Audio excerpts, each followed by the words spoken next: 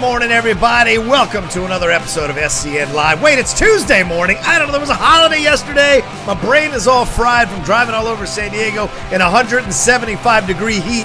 It was nuts this weekend in LA, so my brain is a little messed up. But I'm excited to be back here hosting this morning on a Tuesday morning with the great crew we've got going on. First of all, you got to introduce her as one of the best people in the sphere, that's for sure. The lovely Roxy Striar. How are you, Roxy? I'm doing well, John. Happy to be here on this lovely Monday, Tuesday, whatever it is. No, it's fair. It's fair. Right alongside her is the man Brett Sheridan with his comedy chops, and he's got his new V-neck on. I love it. It's great. Yeah. Going with the orange today. I know. The orange works well for you, man. I like it. Some people have a color. That's a good color for you. Thank you. Yeah, not everyone can pull off orange. The man pulls off sleeveless shirts better than anyone I know this side of Mark Ellis. That's Ben Goddard. How are you, Ben? Getting up and doing these morning workouts, and I just don't have enough clothes to do laundry and change shirts all the time, so it's more about being lazy, people. That's awesome. I love it. And RB3 holding down the fort. How are you, RB?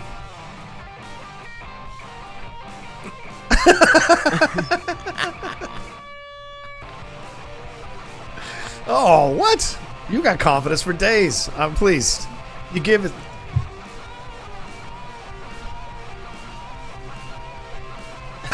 See? People love your arms, man. Love your guns. But we love you guys for joining us here, whether you're watching us in the morning, afternoon, or evening. We love you all hanging out with us. Hopefully, we entertain you over the next couple of hours with a lot of things we got going on here, a lot of announcements going on as well. But hey, we're right around the corner for so many things. Tennis just opened over the weekend here in some states in the United States here. Also, we got NFL football like 2 days away. It's crazy how everything is just marching forward, and no one knows what's going to happen. No one knows what's going to happen, but we're like just sticking our feet or toes in the water to see if it's still safe to go in there. We'll get to all of that. Of course, don't forget your Schmobots, your Streamlabs, your Super Chats. All of that keep us all coming back every day. Not every week, every day. You got to help support the show and get us to a certain number so we can all keep coming back and being a part of the fun crew that entertains you as well. All right, Mr. Goddard, where shall we start? Real quick, RB3, they say you're muted in the chat. Just a heads up, brother. But they also said it in the nicest way possible. RB3 is so chill, his sound waves can't be heard. Like, it's unmuted, it's like, bitch, unmute yourself, are you stupid? RB3 sound waves. No, I always do that because when I'm engineering the show, I always have to give Rocha instructions, like the music coming in, like all that kind of stuff. So I mute myself and not knowing. There's like 3 ways I can mute myself, like through Zoom, through my mic. So yeah, it's weird. I'm old. I need the young man to give me instructions. I'm old, so I appreciate it every time, RB3. You're bringing different energy today, RB3. I'm interested in this energy you're bringing to the table today. Yeah, we're going to see what it is. Yeah. That early morning Charlie Kaufman really got to you, huh? Yeah. It's get the brainwaves moving. Love it. I feel that. Mm-hmm. People shipping him. People are shipping him with people. All right, what do we got? Ben? What do we got? Mandalorian season 2. We finally got some first photos of the season. We don't need to talk about the tweet. Entertainment Weekly published the shots along with a feature piece on the new season, which picks up directly after the first, with Mando embarking on a search for the child's own kind, while Moff Gideon was revealed to possess the mysterious ancient black-bladed weapon, the Darksaber. Favreau added, quote, "The new season is about introducing a larger story in the world. The stories become less isolated, yet each episode has its own flavor. And hopefully we're bringing a lot more scope to the show. Everything gets bigger, the stakes get higher, but also the personal story between the child and the Mandalorian develops in a way I think people will enjoy," end quote. So, when we talk Mandalorian Season 2, did you guys enjoy kind of the serial episodes of like Mando goes on this adventure with the child, oh, he's doing this, he's helping this person? Or do you want a more like streamlined story with, Giancarlo Esposito chasing them and always be on their heels? Which would you prefer? John, we'll start with you. Well, I think for the first season it worked because we had to establish the world. We had to establish who was involved in the world, what the relationships were between these people that were involved in the world, how badass the Mandalorian actually is, what his personality is, how he deals with certain situations, Baby Yoda, or the child, whatever they call him, what's the connection here, what's the importance of the child, and then what's the overall, and who's the overall villain. Remember, Esposito doesn't really show up to like the last couple episodes of the show, and then it becomes this thing that, okay, so there has been an overall villain this whole time. We've been waiting to have this situation happen. So now that we've established this entire foundation of this world, I think we can have episodes that are more connected, more of a through line. And what Favreau seems to be discussing, and he mentions later on in the quote, the idea of Game of Thrones. That's the approach he has to it. If fans are really obsessed with that idea of a through line throughout the whole season, even though you could have an episode with just the Hound and Arya going off somewhere for an entire episode, it was mostly about pushing the overall storyline. So now they've established that season 1. I think season 2 makes sense to make these episodes more connected. And I personally want to see a little more Cara Dune action. What's the behind the scenes thing with her? What's her background? I want to see a little more of that. That could be fun. What about you, Rox? Yeah, I remember, you know how some people can get you really riled up about something? I was doing Screen Junkies with Dan Murrell for the entire Mandalorian we were talking about it a ton. And he was so frustrated with the audience saying that this needed to be more like of a through line. He was like, why? Who said that? Why are you guys owed this? And like, I can hear Dan saying that. He was just so frustrated with it that I got so frustrated with it. I was like, yeah, why is everybody like this entitled brat? Like, I just got so over everybody's obnoxious, like, this wasn't the Mandalorian I asked for. And I was like, number one, you didn't ask for the Mandalorian. They gave it to us, and it was genius, and let it be a great episode of TV. So like, I don't know whether it's still the Dan Murrell in me right now that's like, what are people talking about? But that is how I feel. But I'm excited with whatever they give us, because to me they've proven they can give us a great TV show. So whatever direction they want to go in, I'm excited about this. I'm excited about the images. Ben, I actually don't even know the tweet that you're referring to, so that makes me a little nervous. I feel like the Gina Carano tweet. Yeah, just Gina Carano tweeted some nonsense. We don't need to go into about it, masks and whatever. Yeah, it was not. It kind of split the Star Wars fandom all over again. I was with Roxy there. I was like, wait, you can't say that and not tell us what the tweet was. Yeah. Yeah, I mean, that's still up. I will say that the Star Wars community is in a challenging position right now with not just with that tweet, but obviously everything going on with John Boyega being so open about his experience. This is a very strange time to be a Star Wars fan. It's almost like, you know, the first time ever I feel like people are a little embarrassed to be like, I love Star Wars. So we'll see how that carries over to the Mandalorian and people's viewing experience. Yeah. Wait, who's next? I'm hoping. Oh, go ahead, RBD. Oh no, I was just gonna say, yeah. In terms of the Gina Carano thing and the John Boyega thing, like, we've seen Star Wars actors like have, you know, moments where they are a little more transparent, a little more honest. Like, I saw a tweet yesterday I thought was really amazing. Like, you know, like Harrison Ford like spoke out against Star Wars like all the time when the original trilogy came out. True. Mark Hamill makes fun of it all the time, but when John Boyega says something about it, it becomes like an issue. That's very true. I mean, I don't know what the Gina Carano tweet is, but I do have actually the images. I didn't show them when we were originally presenting the EW topic. images. Yeah, the EW images. So I think they're really exciting. You know, tweets aside, I like this one of the speeder. I know we saw a little speeder in the first season of Mandalorian, but I love to see like that be utilized more. Carl Weathers obviously gets me super excited for what he's gonna do. But I don't know. I mean, I don't, you know, it being serialized and not serialized, it doesn't necessarily like hurt it, or it just depends on how good the story is in general, because I think people followed along with Rebels and Clone Wars for a long time. David Wilson donated $20. Hey Tuesday crew. Stoked to watch live for once. Mandalorian works perfectly fine in my opinion, having each episode loosely connected with a through line while standing mostly alone. Clone Wars and Rebels both worked similarly too. Here's some money. Rebels did. He literally said the exact thing I was saying. Rebels. So funny.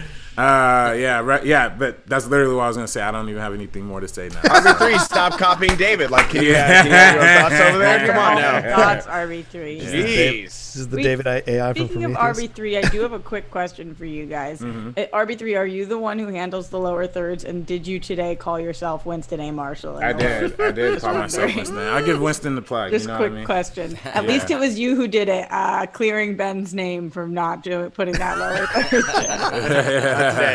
No, it's me. Surprised RB3 didn't throw me under the bus, always. Though. Yeah.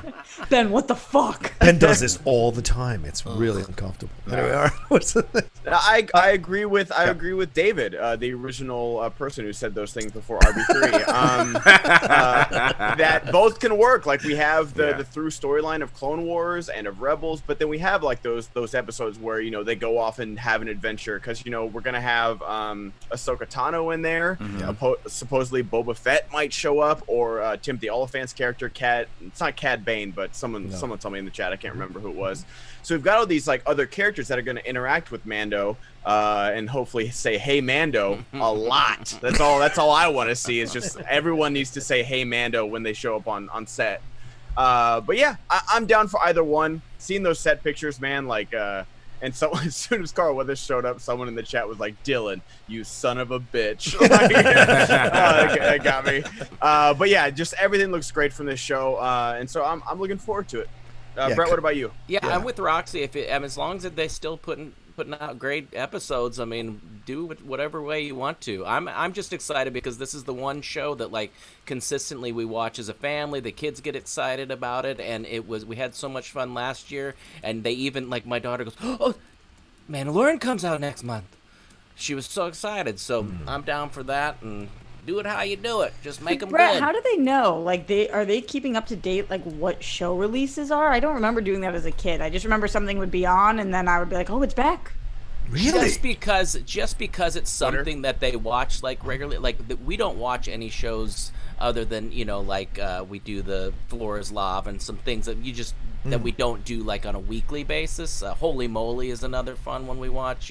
Just goofy stuff. What are these shows? Floor is Lava. That show is weird. That's on Netflix. Yeah, that's awesome. Holy Moly is hilarious. It's a putt-putt golf thing, but with all these weird things. Mark people Daigle get dumped in the water. $20. Thank you, Mark. Hey, I live north of Toronto and saw Tenet last week with a couple of friends. We were the only 5 people there, and it felt good to be back. Yeah. Personally, I loved it. Might be my fave Nolan. We have been talking about theories in our chat ever since. Thanks. Yeah. Well, that's what this movie. That's what Tenet is great for. Is like that discussion. If you like discussing movies, discussing themes, discussing ideas. James Livario donated $100. Yeah. Oh, thank you, James. Sup, crew? Did y'all hear about the Trump boat parade here in Austin that had multiple boats sink? The memes made it worth it. Roxy, need to catch up on your streams, but who are you rooting for in BB22? I just barely started last year because of Nicolaj. Oh my god. Look, everybody knows that the liberals sank the boats. Hey, you can't give this away for free. They came out with their jet skis, their elitist jet skis. I'll add elitist jet skis. I don't know if it's for free. They give $100. That was $100. They made the water really high and sank my boat because they're afraid. They know they're going to lose the election, so they're afraid. The Antifa they waves. Couldn't. The waves from Antifa. The waves were liberal waves, clearly. They were blue. The waves were blue, clearly liberal, clearly Democrats. It's a blue wave trying to sink these boats. It's inappropriate what they did, and I have Attorney General Barr looking into it definitely. Did you guys see all the Poseidon for Biden posters that were made? It's so good. Internet is usually shitty, but when something like that happens, like it's just so fast. People are so fast. Yes, Ben, and like it was only good because nobody was hurt. Like if somebody was really severely injured, then obviously we can't. But like it was just kind of funny. I mean, come on. But the fact that like they were literally tweeting out that like this was planned. That the waves were planned to sink the Trump boat. Well, I mean, I don't know if y'all have seen the Trump ads, but there are hilarious Trump ads where Trump's like, the boaters, the boaters are the best voters in the world, the boaters. Look at the boat parade, so beautiful, the beautiful boats. I'm just like, no, this is hilarious. And that was before the sinking, so, Oh, my God. They're beautiful votes. You have to get one. Anyway, I will say, Roxy, this is odd to me because I had a calendar, and this is why I was a fat nerd with a bowl haircut in high school getting my ass kicked.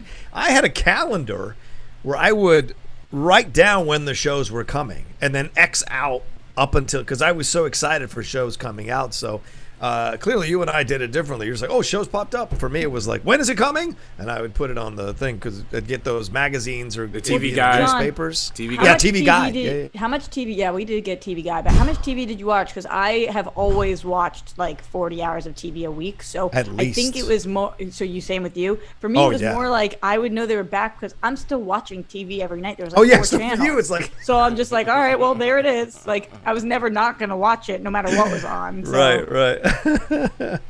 Yeah, I want to Roxy. TV just kind of happened. Like Survivor was a big one when I knew it was coming back. But like besides like reality TV, like I was just like, oh, CSI, cool.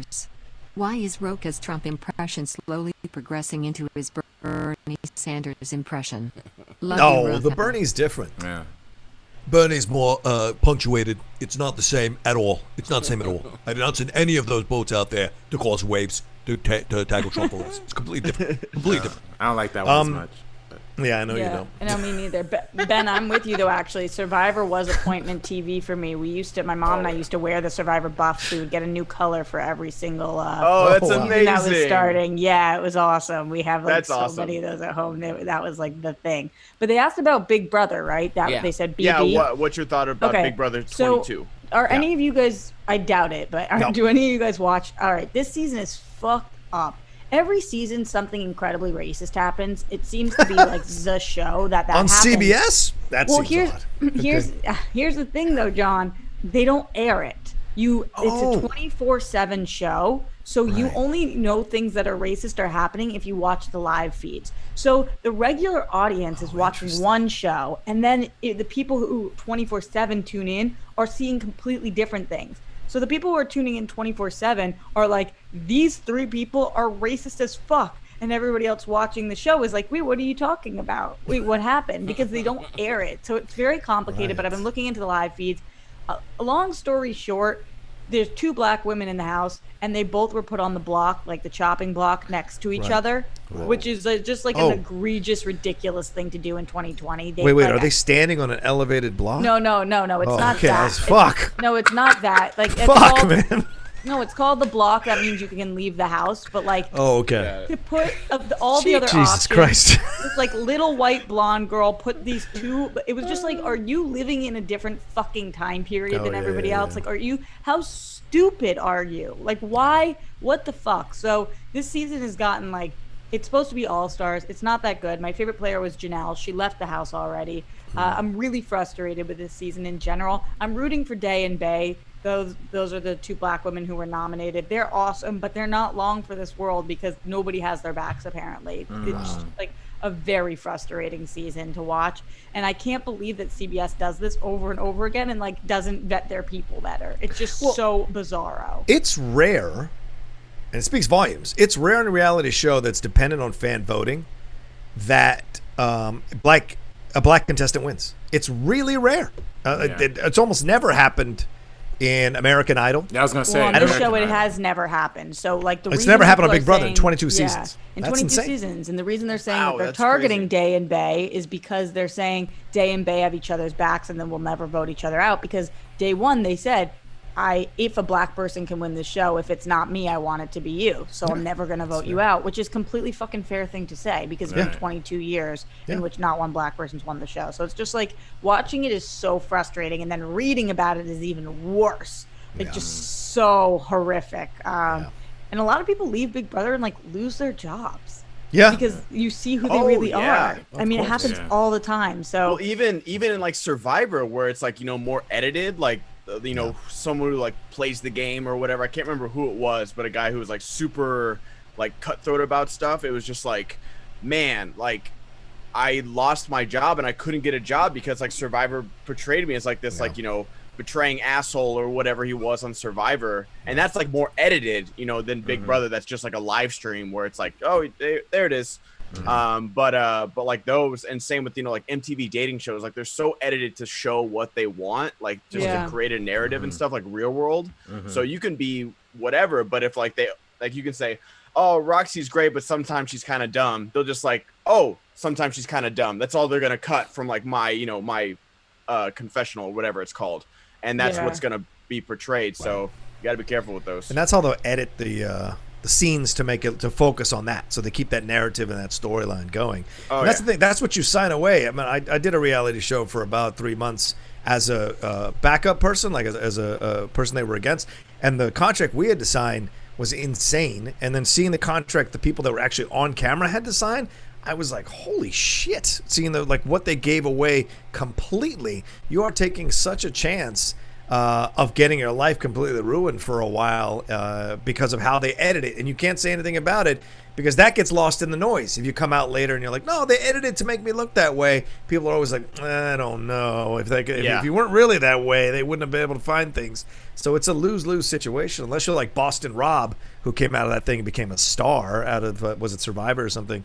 Those are rare. Rob, I haven't heard that name in forever. Yeah. Or Elizabeth Hasselbeck. Right, Elizabeth Hasselbeck. Yeah. I can't believe it's still on. Not that it isn't a good show, but I don't hear anything. I don't see advertisements for it. I don't see it. The fan base must just be so hardcore that it continues. 13 donated $20. You're talking Big Brother? Yeah. Speaking of American Idol, mad love to my boy Ruben Studdard. He was sorry for 2004. Clearly, he didn't know the 2020 that was coming. Sorry for 2004. That's right, Ruben Studdard, man. I missed that. Clay beat him. Yeah, Clay won, right? Clay beat Ruben won. Did Ruben win? Yeah, Ruben won, and it was but the reason people think Clay won is because Clay went on tour. This was really upsetting because I had tickets to go see Ruben Studdard because I was a massive fan, but he had too many health issues and he couldn't tour around. And so Clay had to go on tour, so everybody thought that Clay was the winner. But did Fantasia win her season? I don't think so. I think she got third. Yeah. Really? I don't think she won. Yeah, I think she was like the Chris Daughtry of that season. Yeah, I remember it being a big Daughtry to win. Yeah, I remember it being a big deal that she didn't win. But I do. And Jennifer Hudson didn't win either. She came third too. Yeah. Third. Yeah. But I will say though, with Ruben Studdard, he did become a successful gospel singer. So yes. Yeah. So he did. I thought Fantasia won. I really think that she did. Maybe she did. The chat is saying Fantasia won. So okay. I guess she did. You know what's a crazy little trivia from that? You know the Dr. Pepper guy is Justin Guarini, right? Yes, I That's do know so that. Crazy. The Diet Dr. Pepper guy. It's like Dr. Pepper. The prince. He brings the heat. He does. Mm-hmm. I couldn't believe when I read that. I lost my fucking mind. Then rewatched those commercials. I'm like, holy shit, that's him. So and shout out to him because he's had a very complicated time with fame since that first season of American Idol and the stuff with Paula Abdul and everything else. So him getting a chance to come back, and that shows you if you have talent, you've always got a chance. And him getting a shot to do this and becoming a campaign spokesperson for a major soft drink company, that's good money. So shout out to him. Wasn't From Justin to Kelly a good movie? It was excellent. It was excellent. Great point, Brett. Thank you. Yeah, good point. They were both snubbed for leading actor Oscars. Yeah, great double feature is that and Crossroads. Great double feature. Britney Spears. I literally love both those movies you just named. I don't even know what is happening anymore. You named two of my favorites. There is zero irony in these statements for Roxy. Oh my God! Wow. Okay. I love both. Actually, Brett, do we have a thing? Because we're at the let's get to that read. Should we do it? What was it? Let's see. What are we gonna? Manscaped. There we go. There we go. All right. Yeah. No pressure. Here we go. I have my spectacles. You're about to be Justin Guarini in body. Here it is. Do you have a moose near the caboose that needs to be tamed? Hello. I'm talking hairy. I'm talking hairy, big, and needs some support. Well, thankfully, there's Manscaped. They've got you covered to keep that hair looking nice and trimmed and feeling fully supported. Manscaped offers precision-engineered tools for your family jewels. Oh, God! Did you hear that? That's your moose asking to be manscaped. Personally, I love my Manscaped because I've nicked the jewels before, and it's like a wrestler nicking their head in the middle of a fight. It's a total bleed out. Not fun at all to clean that up. But Manscaped has engineered the perfect and greatest ball trimmer ever created, the Lawnmower 3.0. The Lawnmower 3.0 is waterproof, includes an LED light, so you can turn all the lights off and make it real intimate, I guess. It's made from advanced skin-safe technology, which reduces nicks and cuts on your delicates. You can get this trimmer inside their Perfect Package 3.0, which includes Manscaped Crop Preserver Ball Deodorant and the Crop Reviver Ball Toning Spray. I have some on right now. It smells delightful. Both super practical, and they smell great too. Plus, for a limited time, when you order the Perfect Package Kit, you get 2 free gifts: the Shed Travel Bag and the Manscaped Anti-Chafing Boxer Brief, which are actually ball heaven in and of themselves. They're cooling boxers, and they're one of the best parts of the collection. The Manscaped Boxer Briefs have optimal temperature control with their crop cooling technology while keeping your pride and joy supported. The waistband is also super elastic to reduce chafing, rubbing. Plus, when your girl sees this logo, she knows she's got a real Manscaped man. Pair these boxers with their pH-bound liquid products like the Crop Preserver, and you're ready for anything. You need to try this out for yourself, people. Get some Manscaped. Get 20% off and free shipping with the code SEN20 at manscaped.com.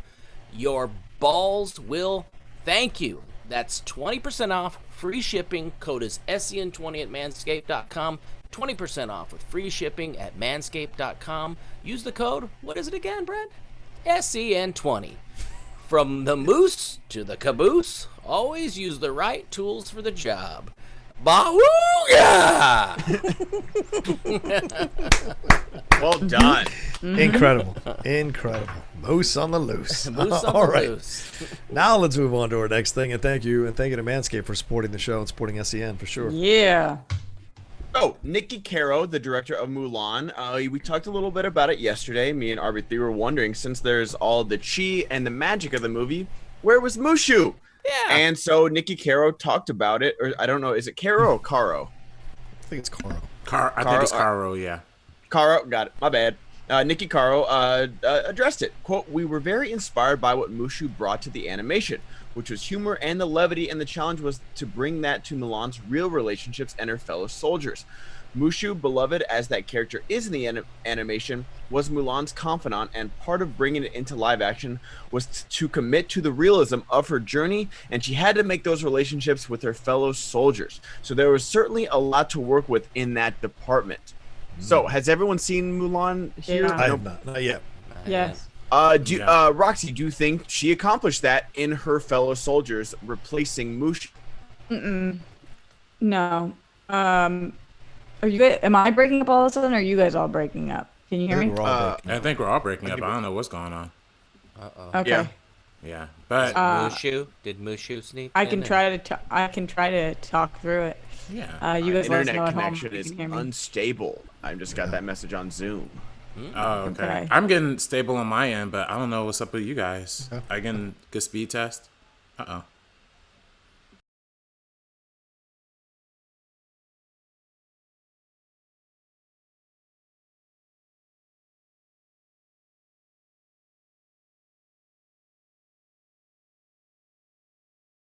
Clear but Roxy.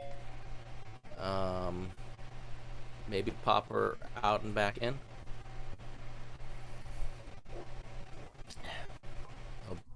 Yeah, we're back. Yeah, we're live. There's Ben's back. Roxy's still frozen. Hey! This will give her some time to think about what she was gonna say. Yeah.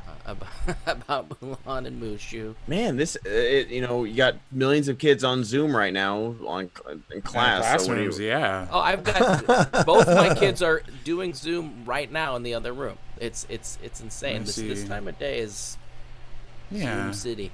I'm hardwired in, so I think we're still getting a good stream.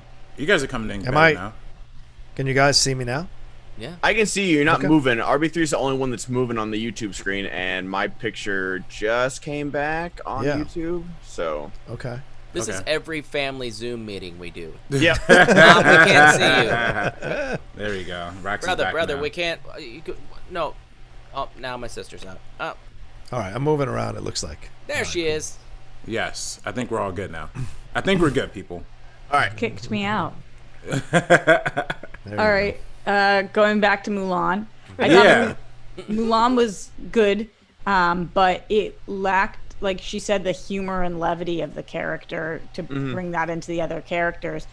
This movie was really serious. I mean, there was very little levity or humor in it. I did like it.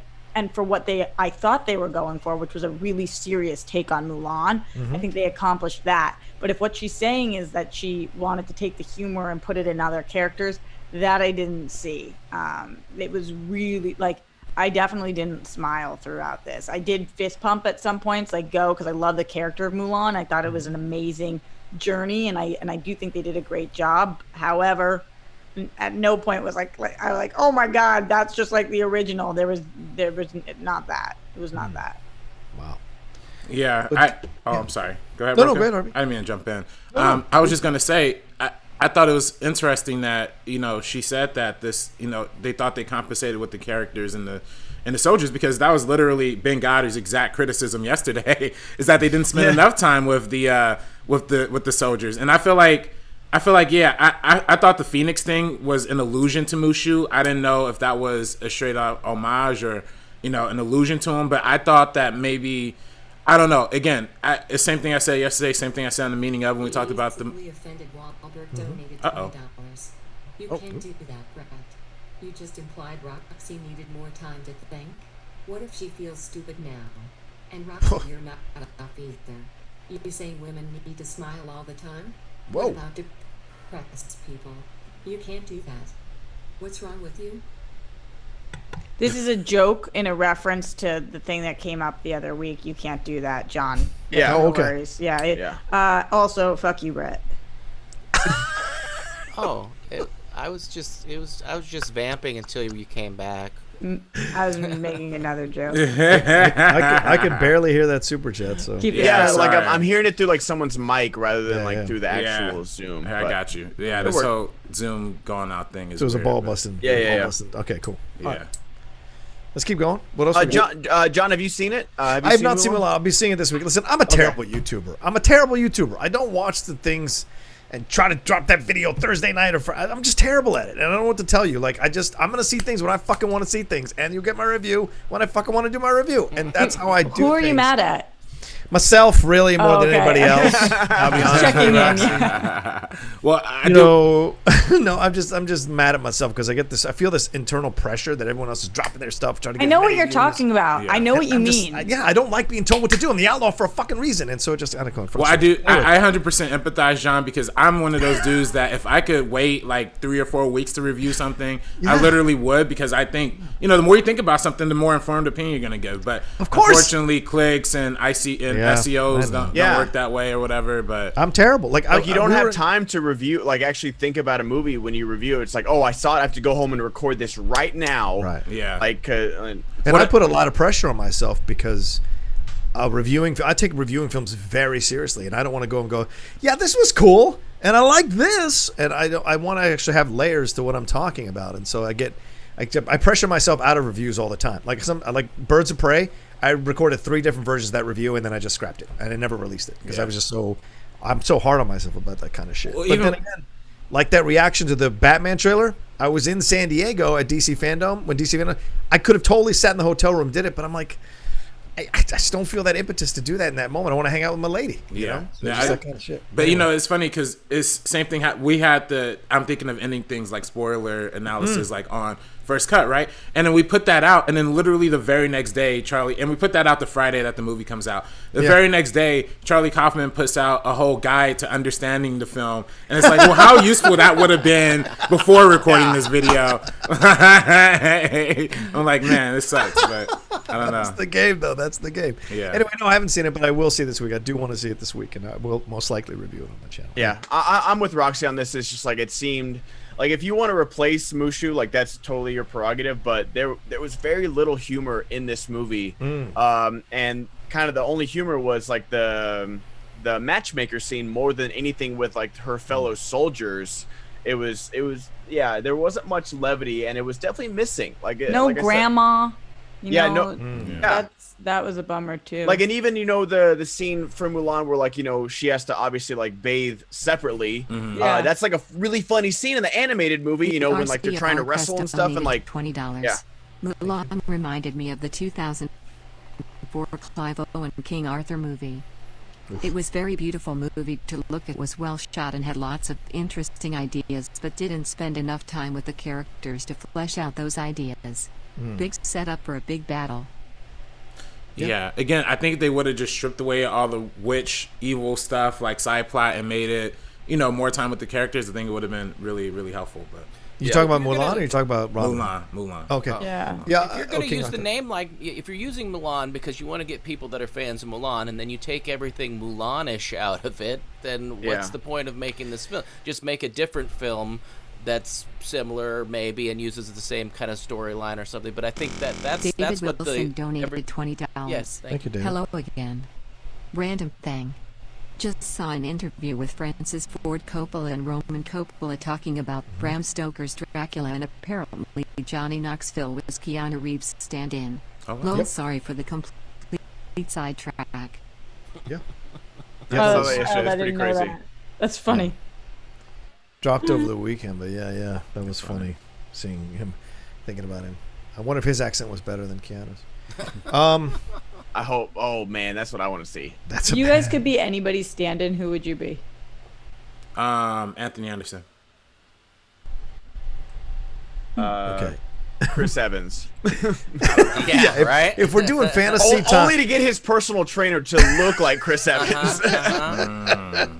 if we're doing fantasy, Tom Hardy. If we're doing actual body type, Alfred Molina, I guess. Yeah, I guess I'd be Patton Oswalt or Zach Galifianakis. Yeah, or Ben. Galifianakis, or Ben Foster. Mm-hmm. Ben. Yeah. Roxy. Fuck, guys. I have no idea. Who would I be?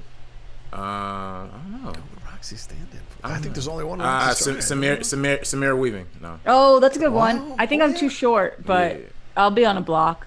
I mean, and then if we're doing Dream World, like obviously Gal Gadot, I'm standing for Wonder Woman. Or you guys? Oh my God! I would die. Yeah. Roxy, we're gonna need you to walk across this no man's land. Just real quick, gotta frame you. Oh my God! I would do it every single time. We're gonna shoot real bullets at you, and then fake ones at Gal. We want to get your real reaction here. Honestly, worth it. So we got some nice good news over the weekend. Wait! I want to ask one question. Sorry, before we move on, Ben. I want to ask you guys who've seen Mulan. Now, listen, the big complaints about these live action adaptations have been they follow too closely to the original stuff. Sutherland donated $20. Okay. Credit for Disney for not doing a shot-for-shot live-action remake. Just gonna ask that.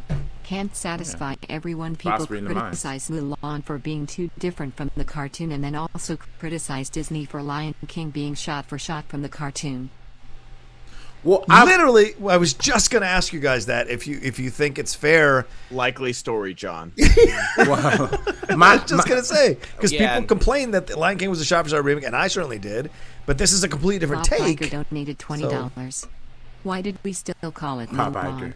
Well, you see, Brett, we like money. You nostalgic suckers will pony up for any old thing. We take whoever has the buying power now and subtract 15 to 25 years from their age and just see what was made then. Instant profit. Yeah. Who's that person who sent it? That was Bob Iger. Thank you, Bob Iger. That's Bob Iger. Well, I was going to say Bob for the 20. Bob. Bob. Yeah, he could do better than that. I was going to say this though. And you can watch my reviews like on First Cut. I've always maintained I don't think it's a great movie. I don't think it's like that great of an adaptation, but I do like it considerably more than all other Disney adaptations because at least is marginally different. But that being said, the best of the Disney live action adaptation to me is still like a 5-6 out of 10. You know what I mean? Like that's the top they're gonna get. So Mulan's definitely on the upper end of that, but that's still not great for me. But I don't know. Y'all might have a different take about it being too different. Or I'm on the complete opposite page of you, RB3. I've loved every single Disney live action remake. Like so, I'm not Dumbo? the person who complained. That one was my least favorite for sure. That one was woof. But I love Aladdin. I love Lion King. I love Maleficent. And I really, really liked Mulan. I thought it was very good. So I was happy to see that they went in a different direction. I think that unfortunately, that direction to me was not as good as the original. But I liked the shot that they took. But I have zero issue with them doing shot-for-shot remakes in live action. Like, Oh, I don't really? care. Okay. No, I don't have any issue with that. Interesting. Because if I want to watch the animated one, it still exists. So then I'll just watch that instead. But isn't it like a degradation to like the art form to just do a shot-for-shot version like in live action format? Like, Yeah, Gus like Van Sant? Yeah, I was He did literally that going for to say Psycho, that. yeah. God damn it. He's stealing I each don't- other's points. I don't feel that way. I understand why people would, but to me, it's just another option, and it's an option that I would love to watch. And it's not like they're doing that and then slapping a different name on it. Like, look at this original concept I came up with that has nothing to do with the original. Cinderella too. Like, I love all these things because I love Disney movies. I love the story, and I like watching the costumes. Even if like something like Aladdin adds Speechless, right? One new song, and I'm like, this movie is so different and wonderful. I just love these movies, and I grew up with them, and they touch my soul in such a way that like I'll watch them in any form. I don't care. Yeah, That's fair. To me, it just seems like who's ever remaking these, and I get where Roxy's coming from, and I get where RB3 is coming from. Honestly, like, I mean, Lion King is legitimately the same movie, and it made $1 billion. So why wouldn't you do it? Like, I mean, I can't fault Disney for doing it either. But just like, it feels like someone's reading like the Spark Notes or the Cliff Notes of these original animated and just doing that and like totally missing the heart and soul of all of them. Like Lion King and Aladdin, like, and Beauty and the Beast are Disney's like bread and butter. That's the Renaissance where they came back and got Oscar nominated, and just like it felt like, all those movies, like, oh cool, I got to learn that Belle's mom got the Black Plague. Dope. That's what I wanted to see from this movie. Hell yeah. Like that's literally the only thing they changed. And on top of that, like, I like Dan Stevens and Emma Watson, but they're not good singers. And so it was just like, okay, like, and same with, like I love Donald Glover and Beyonce, but just like all the songs sounded so flat, and it was just like, They were recording basement. lying on their couch. Man. Yeah, like it felt God, like you guys hurt you could my feel soul. in Lion King that no one except for, I feel like Seth Rogen and Billy Eichner were the only people Yes. that were in the same booth together and Agreed. actually playing off each other. Everyone felt like, oh hey, I'm in LA, I'm in Chicago, I'm in New York. Here are my lines, and then they just edited them together. Like it felt so distant and cold. I haven't seen all of them, and Roxy, since you loved them all, like, have any elevated the original story, or have they all just been kind of the same or worse? Like, I don't think any have been better than the originals, but I don't know that that's what they were going for. Like, I think that they just are like, okay, there's the animated one, and now we're going to make a live action one for another option, and also all the money. And I'm like, take my money, because I'm happy to give it to you. But I love this stuff. That's fair. But that's what hurts my heart, though, man. Like, it shouldn't be the motivation to just make another movie and make money. RB, like, it should be to so make cute. the movie better. Like, that should be the motivation. I love you, like, idealistic son of a bitch. come You're on, so man. cute. You're so pretty and you're so cute. Come on. This business is money and nothing else, my man. If they Jungle happen Book. to create art, great. I do but say it's that- about different. money. That elevated. That was an elevation because the original. And Maleficent took at least a different story. Took the point of view of Maleficent. Like, dude, if you put a twist on it, like if people are say like, oh, this wasn't my Aladdin, this wasn't my Mulan. Like, what people missed about Mushu is because they didn't have any humor. They didn't want the same Eddie Murphy jokes in there. They're just like, where was the? You took out the songs. Okay, that sucks. Okay, now you're taking out the funny. Okay, so what am I going to this for? Like, Yeah, what if you do a live action Shrek and it's like this really serious road trip with these two guys trying to save this princess? It was like a talking donkey and an ogre. That's like, brilliant. Let's no do jokes. And like she Nicholas eats Winding people. Refn directs Shrek. Shrek doesn't speak English. The donkey doesn't talk. They're just walking to I'm a okay with it. castle. I want it. Give me Your that. face is actually eating people when they. Yes. I think that this is what John and I talk about off air often, but like I think that at the end of the day, the point is, no matter how much John keeps making fun of me for saying this, I'm not a fucking critic. No part of me is a critic. I'm just not. I love movies.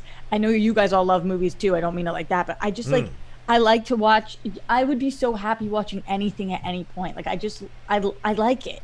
I just like hearing the music. I think that's fun. Obviously, we didn't get the music part with Mulan, but even when any of the instrumentals came in, I'm like, oh yeah, we got it. Like, I could put anything on in the background and be like, yep, that's it. They just made the movie because I think it's so magical.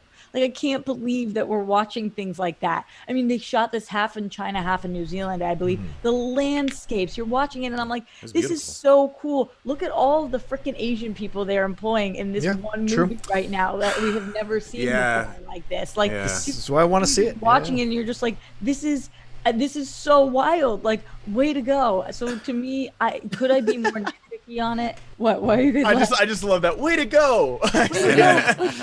Too little, too late, obviously, but at the same time, it's just like I'm watching it. I'm like, yeah, totally. I see what you were going for. Way to go! Well, this is why Roxy's a great manager. This is why Roxy's a great manager. Yeah, very this positive. is why you come off and say, you did great. You were fantastic. Awesome. It was a joy to watch you play. Oh, good. But Great numbers. That's my here's my thing though, and I Roxy said the Asian people thing, and it just brings me back to instantly we're having conversations about Aladdin, right? And when Aladdin came out, I instantly said it was the worst movie of the year. I hated it. I couldn't watch it. And everybody who came back at me were like, "But look, all the brown people they employed, man! Like, isn't that beautiful?" Same thing with like. It doesn't mean you have to like the movie. Yeah. No, of course, but same thing with Lion King. It's like, look, all the black people they did. Yes, I love it. Donald Glover, Beyonce getting checks. Doesn't affect the quality of the movie per se. $28. Thank you As so an much. Asian, I just appreciate that they wanted to show a badass tale of a Chinese woman kicking love. Yeah. They told a different story with the same IP and think having Mushu and humor would have created a weird tone. They stuck serious and appreciate it. I might actually like this. It's crazy. I might actually. Honestly, I'm not a Mulan fan, so I may actually like me it. either, though. That's the thing is that, like, I know RB3 liked the action. Like, you have Donnie Yen and Jet Li in there, and you're still cutting a million miles an hour. Like, I don't know. So that's the thing is that I wanted this serious take. I was all about it, but then that didn't work for me either, and I was like, damn it. Is there a Donny Osmond cameo? No Donny. No. Is there a Christina Aguilera song? There is a Donnie Wahlberg in there, though. Reflections. Oh. There's a new Christina Aguilera song for this. Isn't there? They recorded the. They recorded the same one. Okay. Yeah, because she was hosting something on Sirius XM, and she was talking about the movie, so I thought she recorded a new song for it. Okay. Yeah. Same song, but like a much more mature voice. Oh, yes, of course. Yeah, I like it. Because that was like her second hit or something like that. Like, I felt like that was right after Genie in a Bottle. Well, that whole album was a hit, though. Come on. I mean, not that I'm knowledgeable about these kinds Who of do you things. guys think is more famous, Britney Spears or Christina Aguilera? Oh, Britney Spears. Britney. Yeah. I think Britney. Yeah. Easy. Because of all the scandals. Because Britney never quit. She only did the thing once, right? One season of a reality show. The judgment thing. So to me, if you go there, I think your career is done and you're trying to resuscitate it. That's my point of view. Yeah. Roxy and I had this massive fight we did? in Atlanta about Jennifer Lopez. And I said to her, I think Jennifer Lopez has had, 3 songs? They were good in the 90s, and that's it. And so her career was going nowhere. No one was buying her music anymore. Is that what you said, John? And then, well, we're not going to talk the other. And then she that's not what the pertinence of the conversation. And then she got on a reality show. And same with Katy Perry. Katy Perry's songs weren't selling anymore. That's why she jumped on that thing. And who would resist $15 million a year? I wouldn't. Yeah, but So, I can't.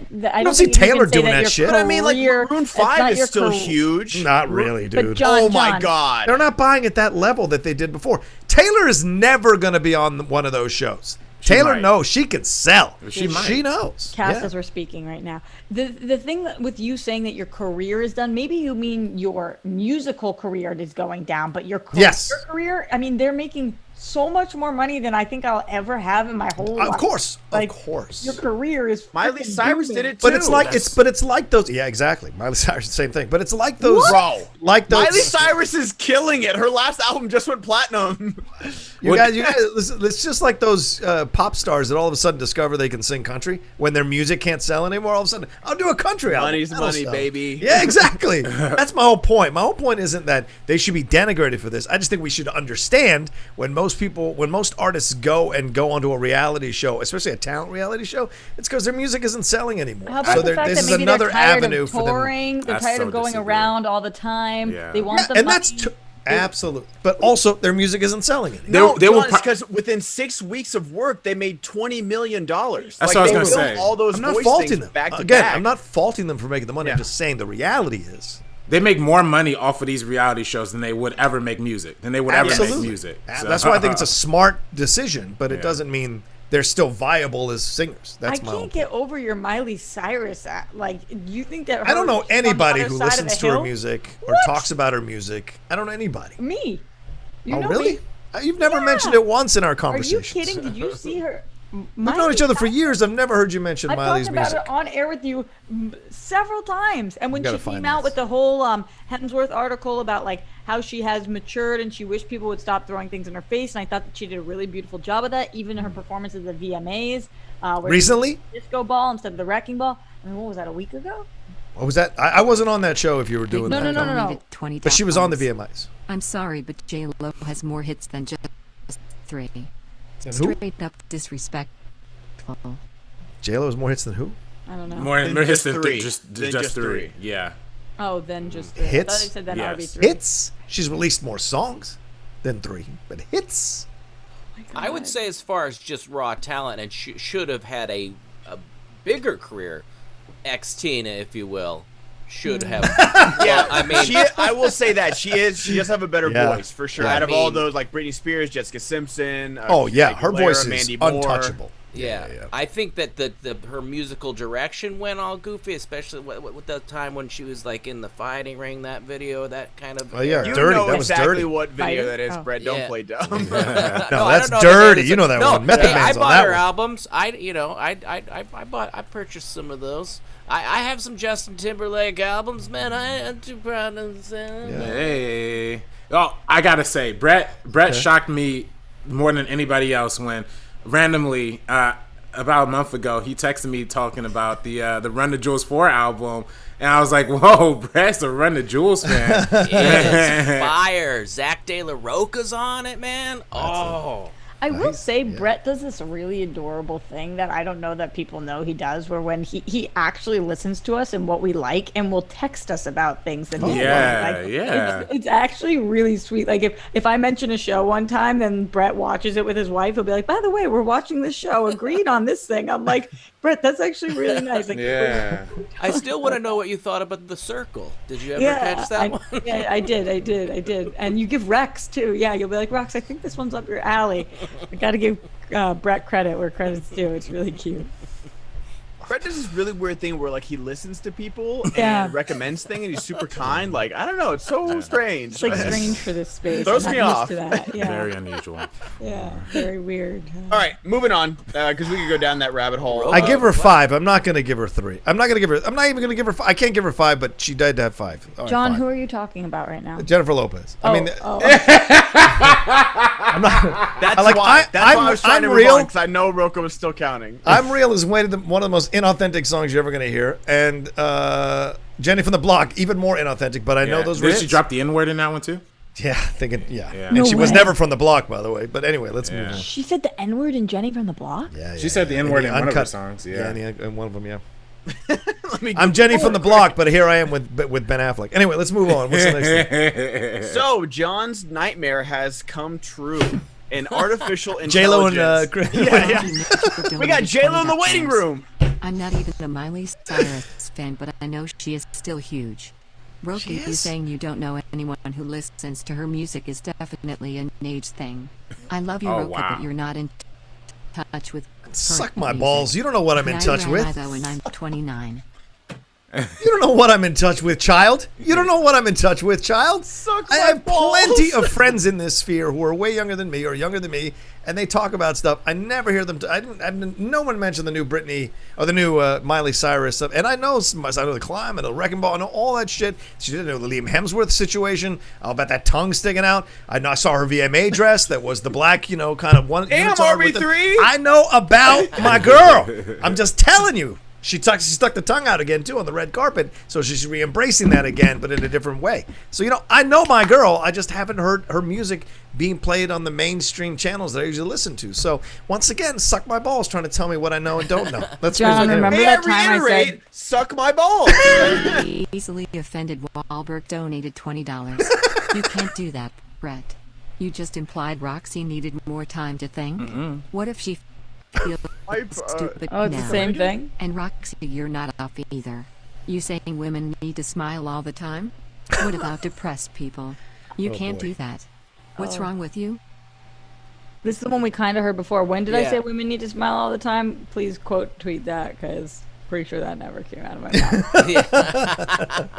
I think I hit it to replay a long time ago, and it just replayed now. Right. So yeah, I do like play from clip of Miley on Rogan though. Yeah, was she on Rogan? She was a singer. I can't watch that 3-hour interview. I saw some clip outs, but there's just one where I think they're watching. It's like a drag queen doing the splits, and he goes, they all do the same moves or whatever. It's all the same thing. And she goes, yeah, that's how I feel when I watch your show. I was like, about it, dude. Don't get me wrong. Miley will hand you your heart. She is quick as a whip, man. That's the thing. Thank God she's she doesn't been in watch the this game show for a long time, so she doesn't take any shit. Yeah, she doesn't. I love Miley so much it hurts. I love that clip, and then I'll forever die on a hill of Dakota Johnson being my hero for going right back at Ellen. Oh yeah, the Christmas invite. Yeah.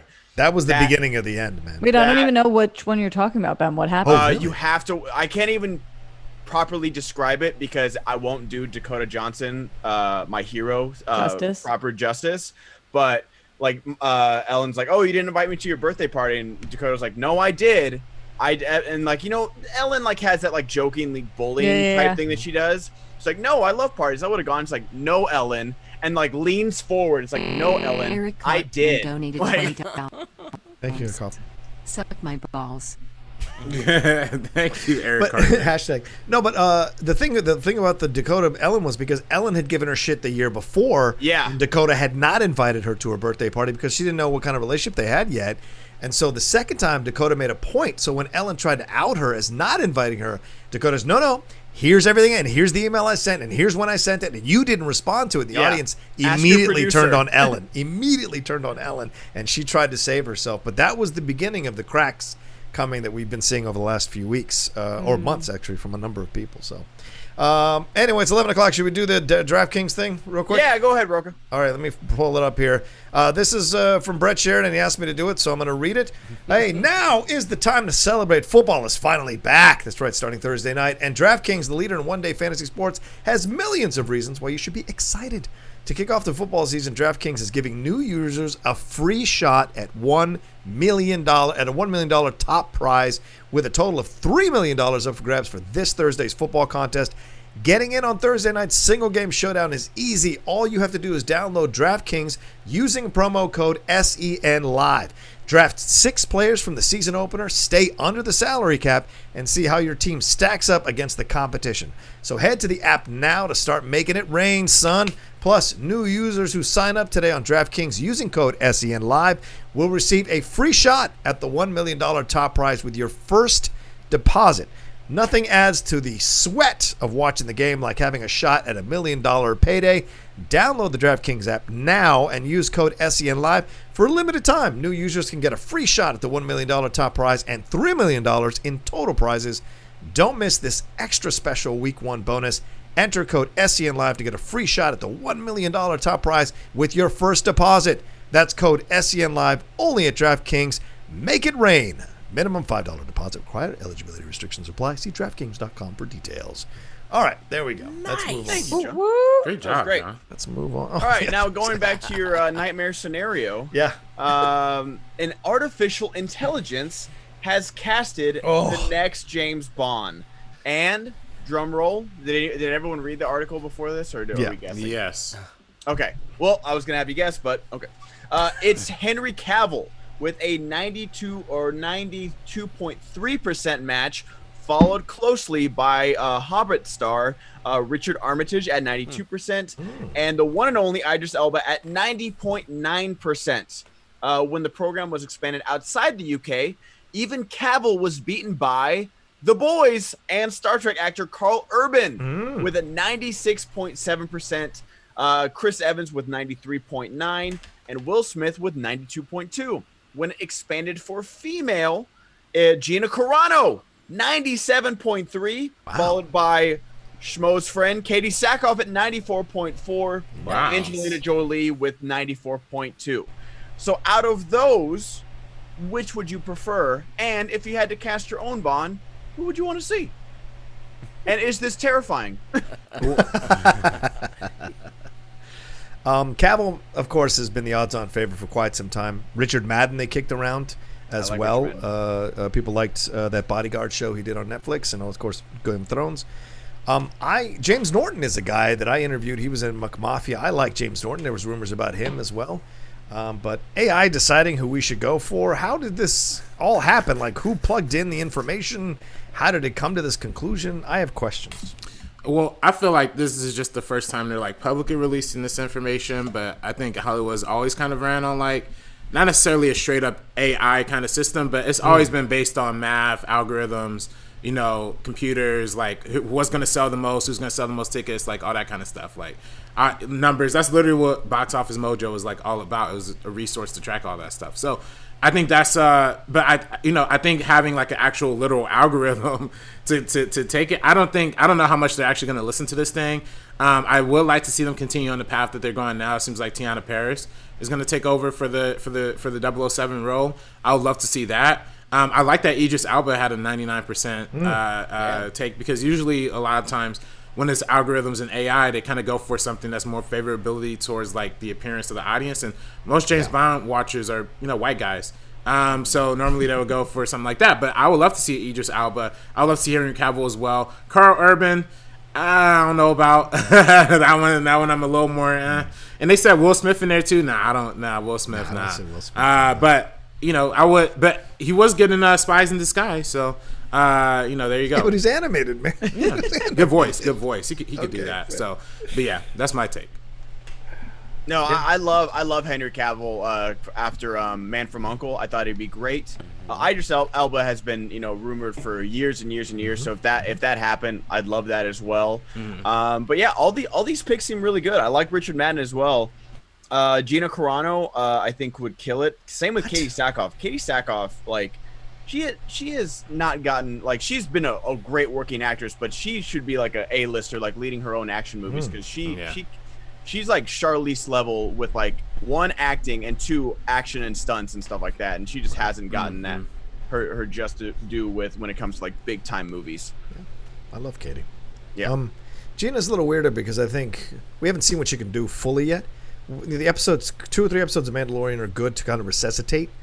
But, like, I need to see more, you know, because, I mean, Laura San Giacomo dubbed her over in Haywire. That's not her voice. So it's like there was a reason for that, right? So we want to see more. And she's done a number of action films that went straight to DVD or straight to video or streaming, but we want to see more. So hopefully this season 2 will show what she can really do as an actress and go forward from there. I mean, The Rock suffered those criticisms initially as well until he started showing how much of a force he could actually be and how many different genres he could succeed in. So it just takes time. But I'd be down if she hits that real sweet spot as an actress. Hell yeah, her as James Bond would be fantastic. And who's playing the 00 character in No Time to Die? I can't think of her name. Lashana Lynch. Yeah, I'm excited to see what she does. Yeah. But I think Rebecca Ferguson would kill it too. She's so good. I know she's got Ilsa Faust, so she's good, but she's just she kills in those movies. What about you, Rox? You guys know I've only ever seen one James Bond movie. It was GoldenEye, so I'm not a good person to cast. That's the best one, though. No. Well, if that's the best one, I think we're in trouble. No, it's not. Skyfall's the best. So I don't know. I don't know too much. I know that I love Idris Elba. I think that he's great. Also, Jude Law, I think would be pretty awesome. But I don't know what we've had, so I don't know what we need.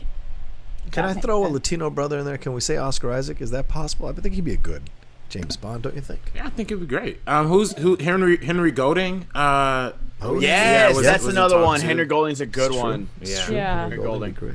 I saw in the chat somebody said Dev Patel, who I think should be like. Oh yeah. That's a good one. Oh yeah. So that would be really cool too. That guy blew up. I think I don't get it much because I've only seen one. But like anybody who thinks that James Bond needs to be white and needs to be a man, I'm confused by the argument because like isn't it just a moniker?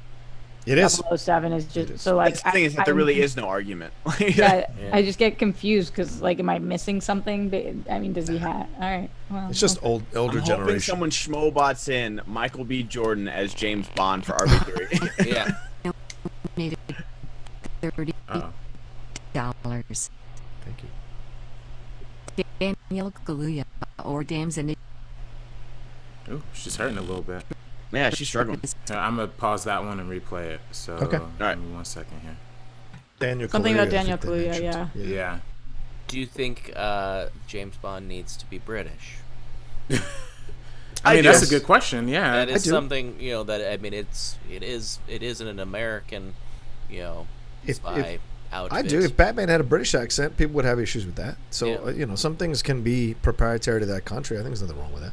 Yeah, because Robert Pattinson is British, isn't he? And so he's doing an American Batman accent. with an American accent. Yeah. Superman is often British. So Henry Cavill. Yeah. Mm-hmm.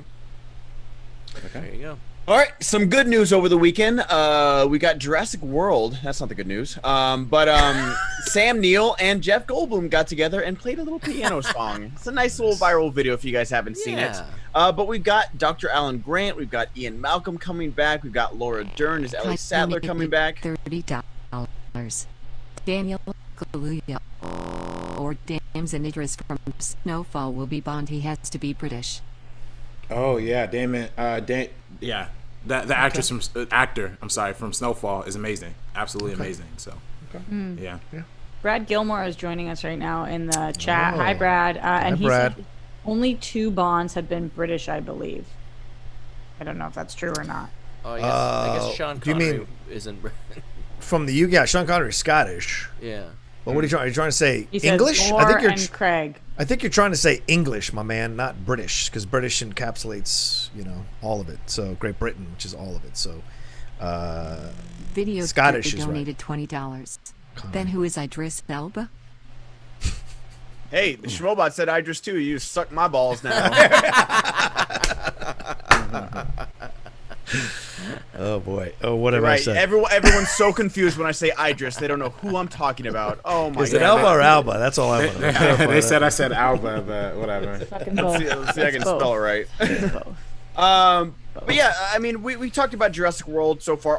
Does this make you guys more excited that like all the alumni, all the original cast is coming back? I thought it was a cute video. Yeah. Yeah. It's fun. I think I would be not excited if they weren't. So I guess the opposite of that is excited that they are. Does that make sense? It feels pretty standard. Like if they weren't, we'd have a problem. So it's cool that they are. Yeah. Big Mo donated $20. Gilbert Godfrey would be a perfect James Bond. I can see that. I like that. I want to see that. Shake it, shaking or stirred? Not stirred. Shake it, not stirred. Oh man. Which James Bond is Australian? Timothy Dalton? Was it Dalton? Okay, well, just to clarify this for Gilmore, British encapsulates England, Scotland, Wales, and Northern Ireland. So, but not Australia. But not Australia, no. Yeah. But there have been more British Bonds than 2. So, but Australian Bond, was it George Lazenby? Maybe was it Lazenby? Yeah, maybe it was. Yeah. Okay. He was a damn good James Bond too. What movie is that? Service. On Her Majesty's Secret Service. Thanks. And apparently, because he just did a convention over the weekend, somebody took a shot with him. He was cocky about coming back at the time. Like he was like, "Oh, you got to pay me a certain amount. I'm not going to do it." Blah blah blah. And he only ever did one. So he's like now he says, "Yeah, at the time I was young. Maybe I made some mistakes." Can I tell you guys the honest truth? Okay. I've never heard of this person. George Lazenby. It's no surprise. He's it's really the only film he's. Okay, I've literally never heard his name in my life. How many did he do? One. Just 1969 on Her Majesty's Secret Service. Yes. Don't tell Kalinowski. Yeah, I know. All right, let's do I think that's it for news, unless you guys have anything. I mean, we do have the trailer for the trailer of Dune. So, did you guys see the trailer for the trailer that's coming out tomorrow? I did not. I did see the trailer for the trailer. And I was actually fortunate enough to see the trailer. So it's looking really good. I don't know if I'm really supposed to say anything about it. Oh, where'd you see that? Would you drive up for that too? No, I did not drive up for that, Rocha. Thank you very Instagram much. that one? Don't keep talking about that. Thank you. I'm the only one who's trying to protect you, RB3. Thank you. It looks good though, the actual trailer. Yeah. I mean, you don't have to spoil anything. I don't know if very exciting. Very exciting. Okay. Cool. Very exciting. Are you more hyped than you were for Tenet? Look at him. That's a good one. See, I don't know. He's trying to bring you close to the cliff over here. He's right, trying yeah. to bring you close. Yeah. No, don't answer any of these. I will be acting as RB3's lawyer for the rest of the show. You have the right to remain silent. For Dune, when's this movie supposed to come out? December 18th. Is that happening, you think? Mm-hmm. Right now. It's split into 2 movies. So they had to do the reshoots they're doing. Oh, not reshoots, but the shoots they're doing now are to kind of finish up some of the first movie and the second movie. Right. This stuff, I know, but just based on the box office for Tenet, do you guys think Dune is going to keep its date? Yes. I do. So. I think so. With Wonder Woman staying where it is right now in October. I feel like they're going to move. And Bond, you do? Okay. I do. I do have I have a hunch that Wonder Woman's going to move, but I don't know that. So? I do. Okay. I do. I think it's going to be a 2021 movie, but I could definitely be wrong. I think that 20 million for domestic was decent, but I don't think anybody's stoked on that. Yeah. It depends on the legs, I guess. If it has really good legs and it does well long term, then maybe, but I don't know right now. But I also think you can't use a Nolan movie to see how a DC movie is going to do. I think more people would fill up theaters for a DC movie than a Nolan movie. They're not able to fill up theaters. Don't you think? No, I think more people will fill up for a Nolan movie than a DC movie. Are you kidding me? Like, you know how many people told me they went to see it in San Diego and they were the only people in the theaters? Well, I mean, of course, I think that wouldn't happen with Wonder Woman. No, but we're talking about literally Nolan, who did Inception, original movie, one of the highest grossing original movies of all time. Interstellar, which, but it's still not. Aquaman made over $1 billion. Yeah, like, he's never made over $1 billion. He's made movies that made over $1 billion. And tell me one movie he made over $1 billion. The Dark Knight trilogy made over $1 billion. Trilogy, it's a DC movie. Yeah, well, I mean, but that's the best of both worlds. But Inception, over $800 million for an original movie. Dunkirk, a war movie, made like over $600 million, if I'm not mistaken. I'm not saying his movies don't make money, but I'm saying more like. Just like we were talking about with the at-home stuff, more people would have paid for Black Widow than Mulan, and that's also another Disney blockbuster. Yeah. So it's like I'm not trying to insult the guy. He's insulted himself enough with shit he said. Yeah. But like I'm just saying, like more people will go see Wonder Woman. It's just more accessible than Tenet. I definitely agree that more people. Wider audience. I do agree that more people will see Wonder Woman. I think that there's not really much of an argument there. However, I do think that Tenet was a good test, to see how much they were expecting it to make 50 mil opening week, and it made 20 mil opening weekend. So if Wonder Woman's expecting to make X, then they're going to make Y. I think that it's a good indicator of that. Well. Not in the post-COVID, right? They were going to make 50 million before the COVID. That's what was prognosticated, right? Right, yeah. Exactly. Well, you can guess based on the percentage that they would think that Wonder Woman typically would make, and then make it 20 of 50, 2 out of 5. Yeah.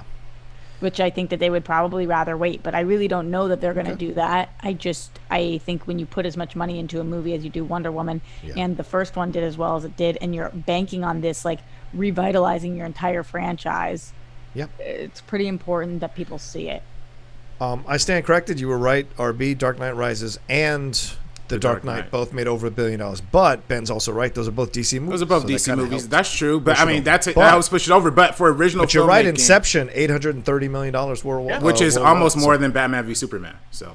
Yes, true. I think it is more than Batman v Superman. I think Batman v Superman topped out at like 700 something. Yeah, that's my point. That's my point. Yeah, that's a fair point. Yeah. Absolutely fair point. Yeah. His movies do make money. Yeah. His original movies do better than some DC movies. Not all. Absolutely. His originals do better than most original movies, man. Yeah. But this is Wonder Woman 2, so we're taking a franchise that is already proven, like Wonder Woman. I think because we have the same combo of Gal and Patty, I think that people are looking to go to this one. Yeah, for sure. Absolutely. And especially during this time, one of the problems I think with Tenet was that I don't know that I wanted to watch that right now. I did see the movie, and I do have thoughts on it, and for the most part I liked it, but who doesn't want to see a movie about hope and love right now? John gets donated $20.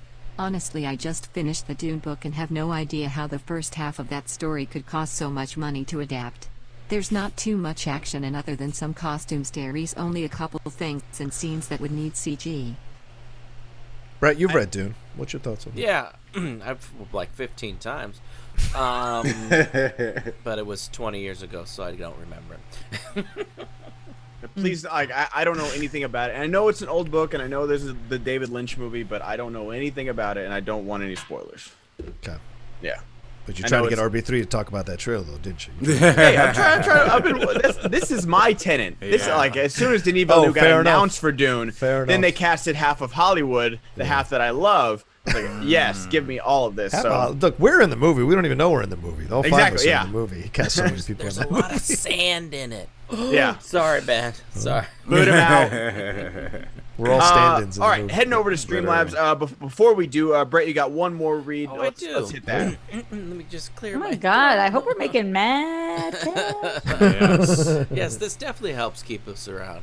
Let's talk a little bit about Postmates. Yes. Period. If you're like me, you're probably thinking about what you're going to eat for dinner when you're eating lunch. Sure. I love food and I love Postmates. But I really love them right now because I hate going places. And I don't, more and more, I don't really leave the house. The best part is that they will drop off your stuff. They have no contact delivery. They'll just drop it in front of your door, give it a little knock. And you kind of wave at them down the hall if you live in an apartment, and there you go. You got your food. You got your, the big thing with me is I thought it was just food. I thought it was just ordering from, but I ordered stuff from Best Buy. I had a controller for my Wii delivered through Postmates. They deliver just about anything. You can also do pickups. Go support your local restaurants. You need to start supporting your neighborhood spots right now. If you're not ordering locally, you're not helping the community. And like I said, not just burgers and sushi. They can do things like Walgreens, 7-Eleven. I got a 12-pack White Claw from 7-Eleven the other day. Wonderful. So you just download the Postmates on iOS or Android, find your favorites, and get anything you want delivered within an hour. So for a limited time, Postmates is giving the listeners $100 of free delivery credit for the first 7 days. To start your free deliveries, download the app and use code SENLIVE. That's code SENLIVE for $100 of free delivery credit for the first 7 days when you download the Postmates app. Anything you need, anytime you need it, Postmate it. I'm literally gonna do it right now. I am so obsessed with Postmates it hurts. What are you getting? Totally. What are you It's my getting? lifesaver. I'm gonna get a salad from Mendo because I like love that. that Mendo. I love that Mendo, and also I can eat it for lunch and dinner, so it's really nice.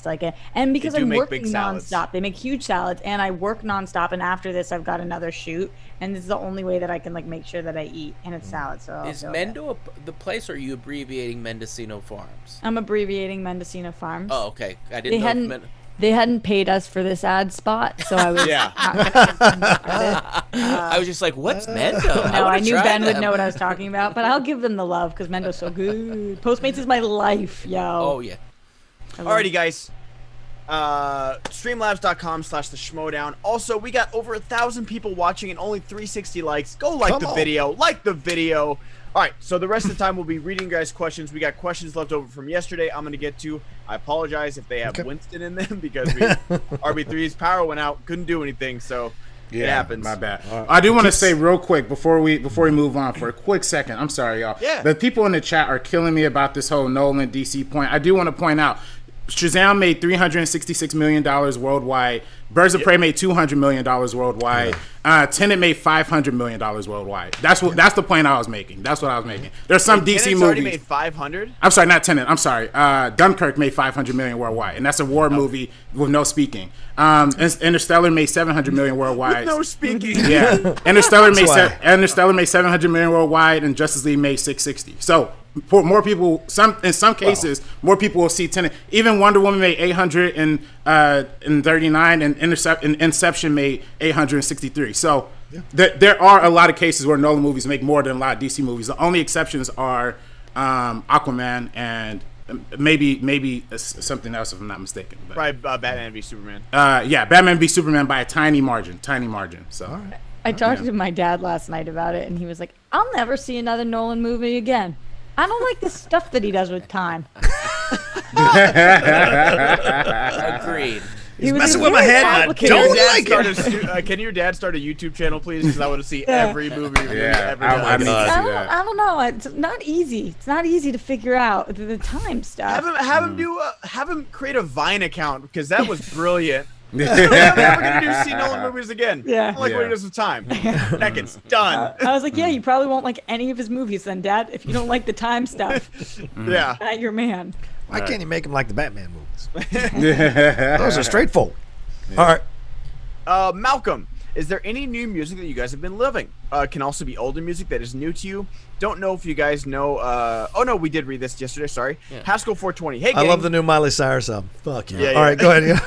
Run the jewels. Is it called Suck My Balls? Or It's called Suck My Molly would do an album called Suck My Balls. I wouldn't put it past her. Remember when I almost got kicked off of Collider Live for saying suck my dick? Cool, I remember that. Cool. I had your You back. had someone and went the other overreact route. to it. Oh, suck my We had a really rough day that day. That was.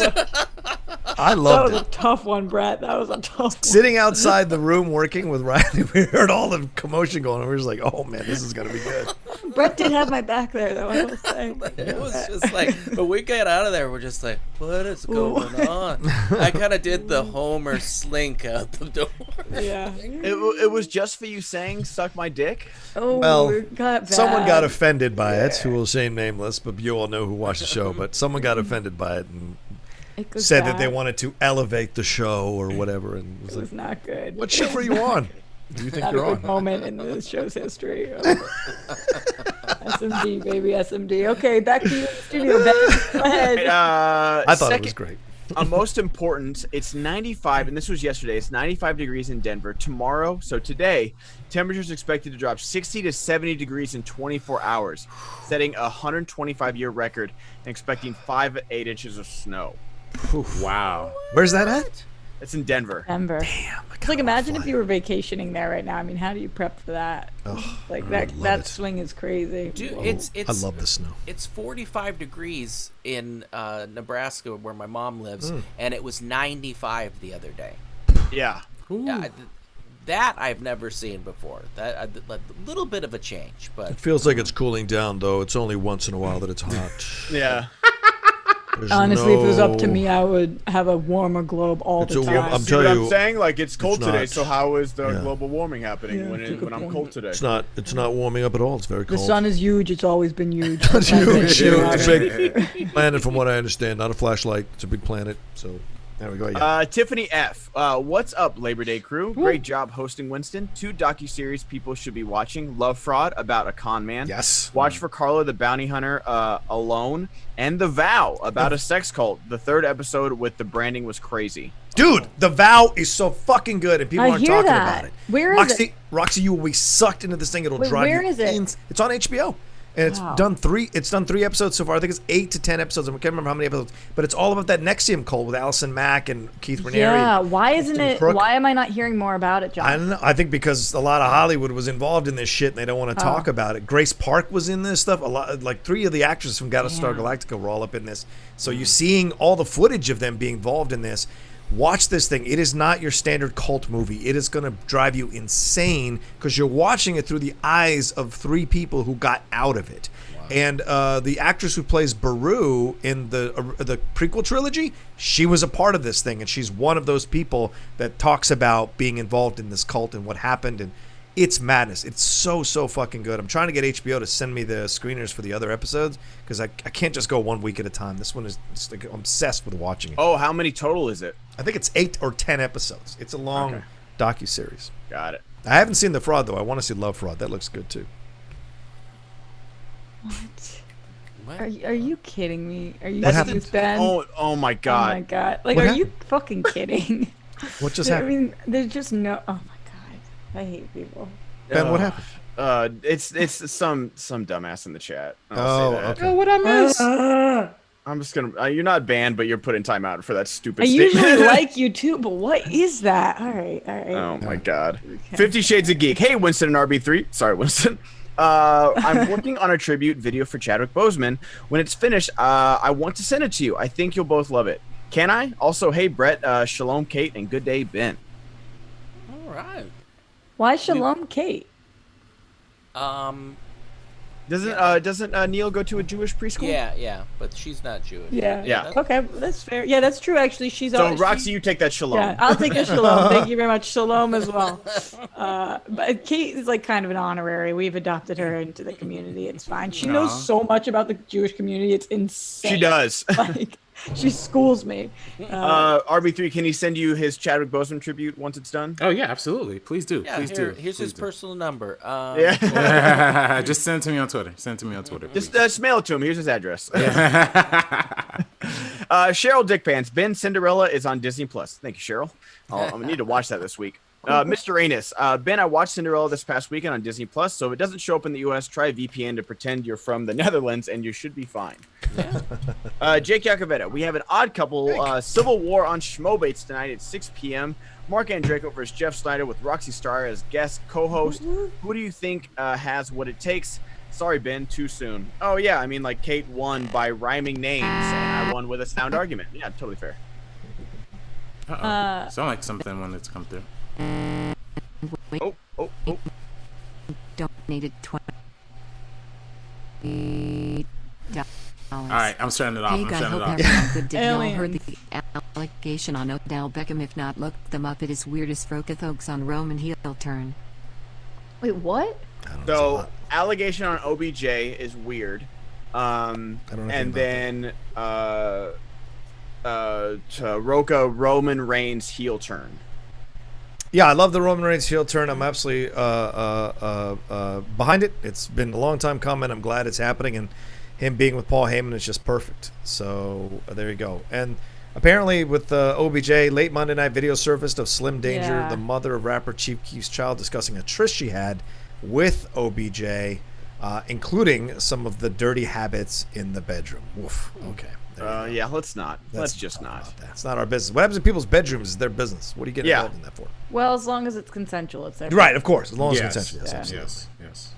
Bobby Jackson. Hey, Ben, just to let you know, there's an option in the settings for Netflix that allows you to turn off the preview when you hover over movies. Okay. Yes. I need to do that immediately. It's the worst. Yeah, it is really effing annoying.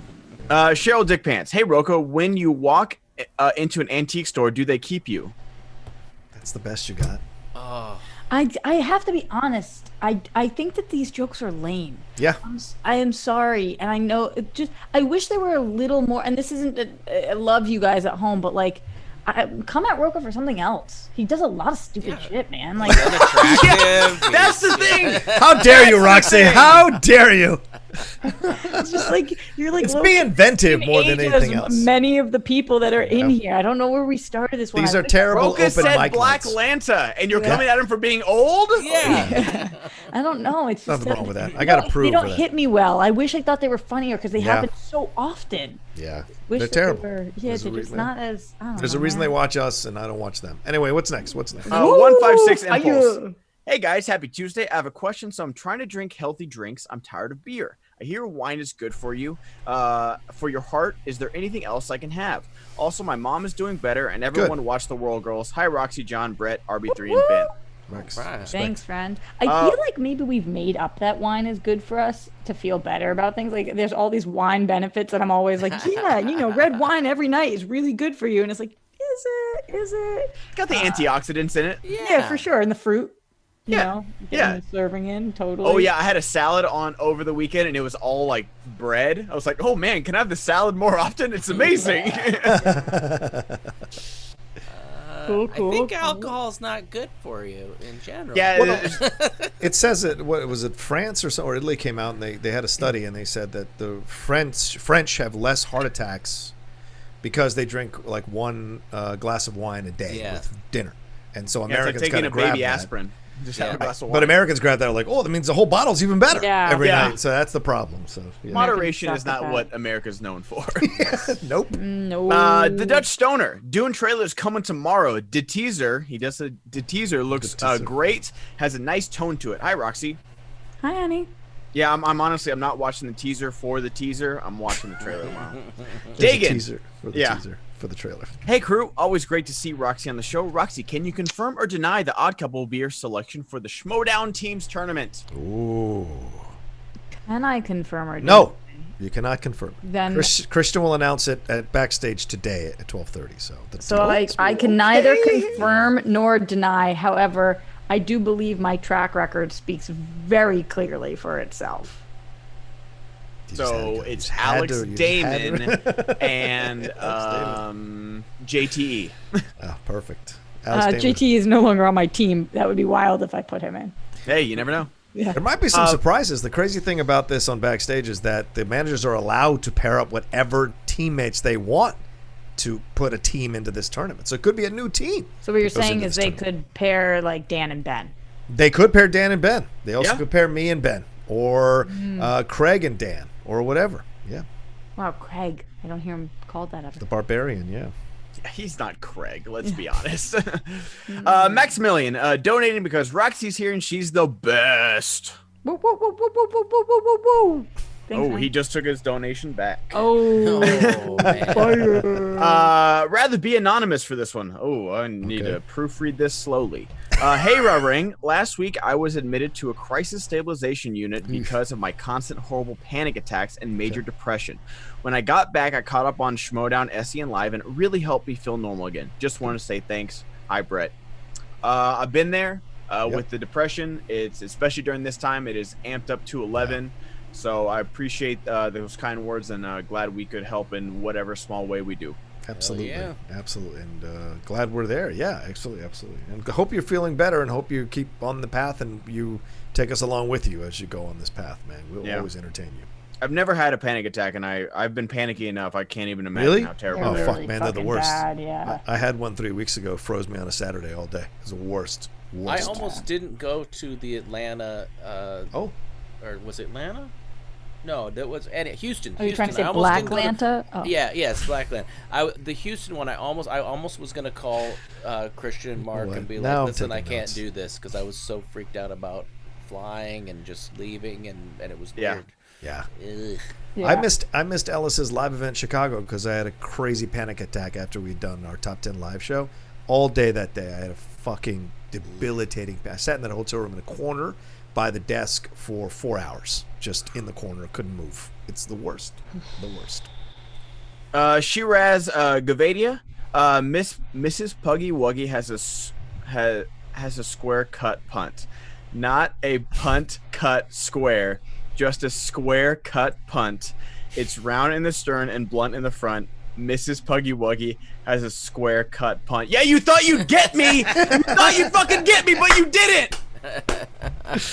Good job, Ben. Good job.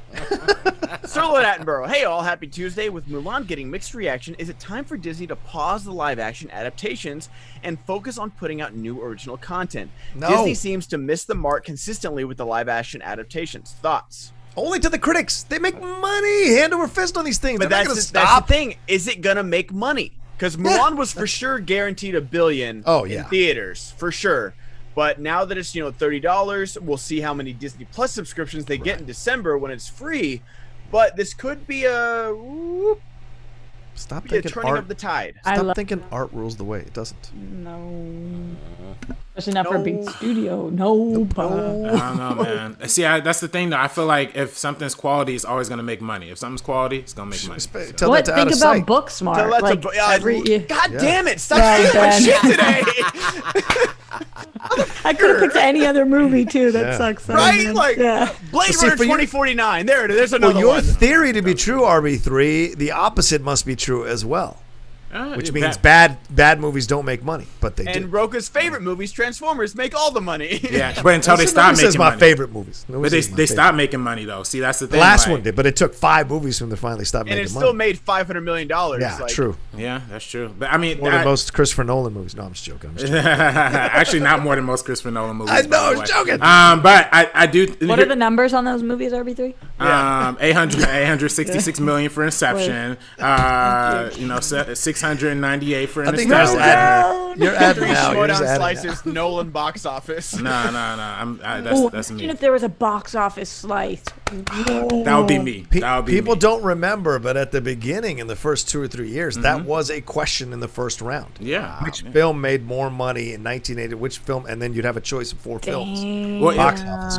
There used to be crazy questions in the first season. Dude. There used to be like these 4 movies came out in 1984. Name them in release order. That used to be the question. I love how Schmodown fans who just got to it like 5 minutes ago are like, oh, the questions are much tougher now. Questions are much bullshit. Go back to that first season, second season, third season. We were answering some hard ass questions, and there was because you never knew. That's the thing. Like there was no like. You had no idea what the slices were. Mm-hmm. Yeah, we didn't have access to a document in the first 3 seasons. Yeah. Anyway, and your 1 pointer could be a 5-point question because they were just questions. Like there was no like Jake 2, 3, 5 level. Jake_Iagoveta donated $20. Just Jake. Want to interrupt whatever y'all are talking about because the Schmobot interrupts whatever I bring up every damn time. Lol. You know what you're interrupting, Jake? You're interrupting the Outlaw Nation at 6 o'clock. You were gonna interrupt it tonight with your Schmobates, but I moved it to 7 p.m. But thanks for interrupting it. But then I was thrown under the bus saying that was the only time I could do. But Jake, you told me that was the only time on Tuesday Alex could do. Yeah. So John came at me, and now I'm coming at you. Yeah, Jake, get it together. I love you. Thanks Jake. for the thumbnails. Thanks for the thumbnails. Yeah, Jake, you're the best. Also amazing. Couldn't do it without you. I love you, Jake. We love you, Jake. Tiffany F. Hi, Tuesday crew. What's up, Roxy? I found out that Cartoon Network canceled the Venture Brothers. Ooh. Which ended on a cliffhanger. What show ended on a cliffhanger that you wish could have been answered? Rome. So many. Any show that was taken too soon. John, you were there. Right?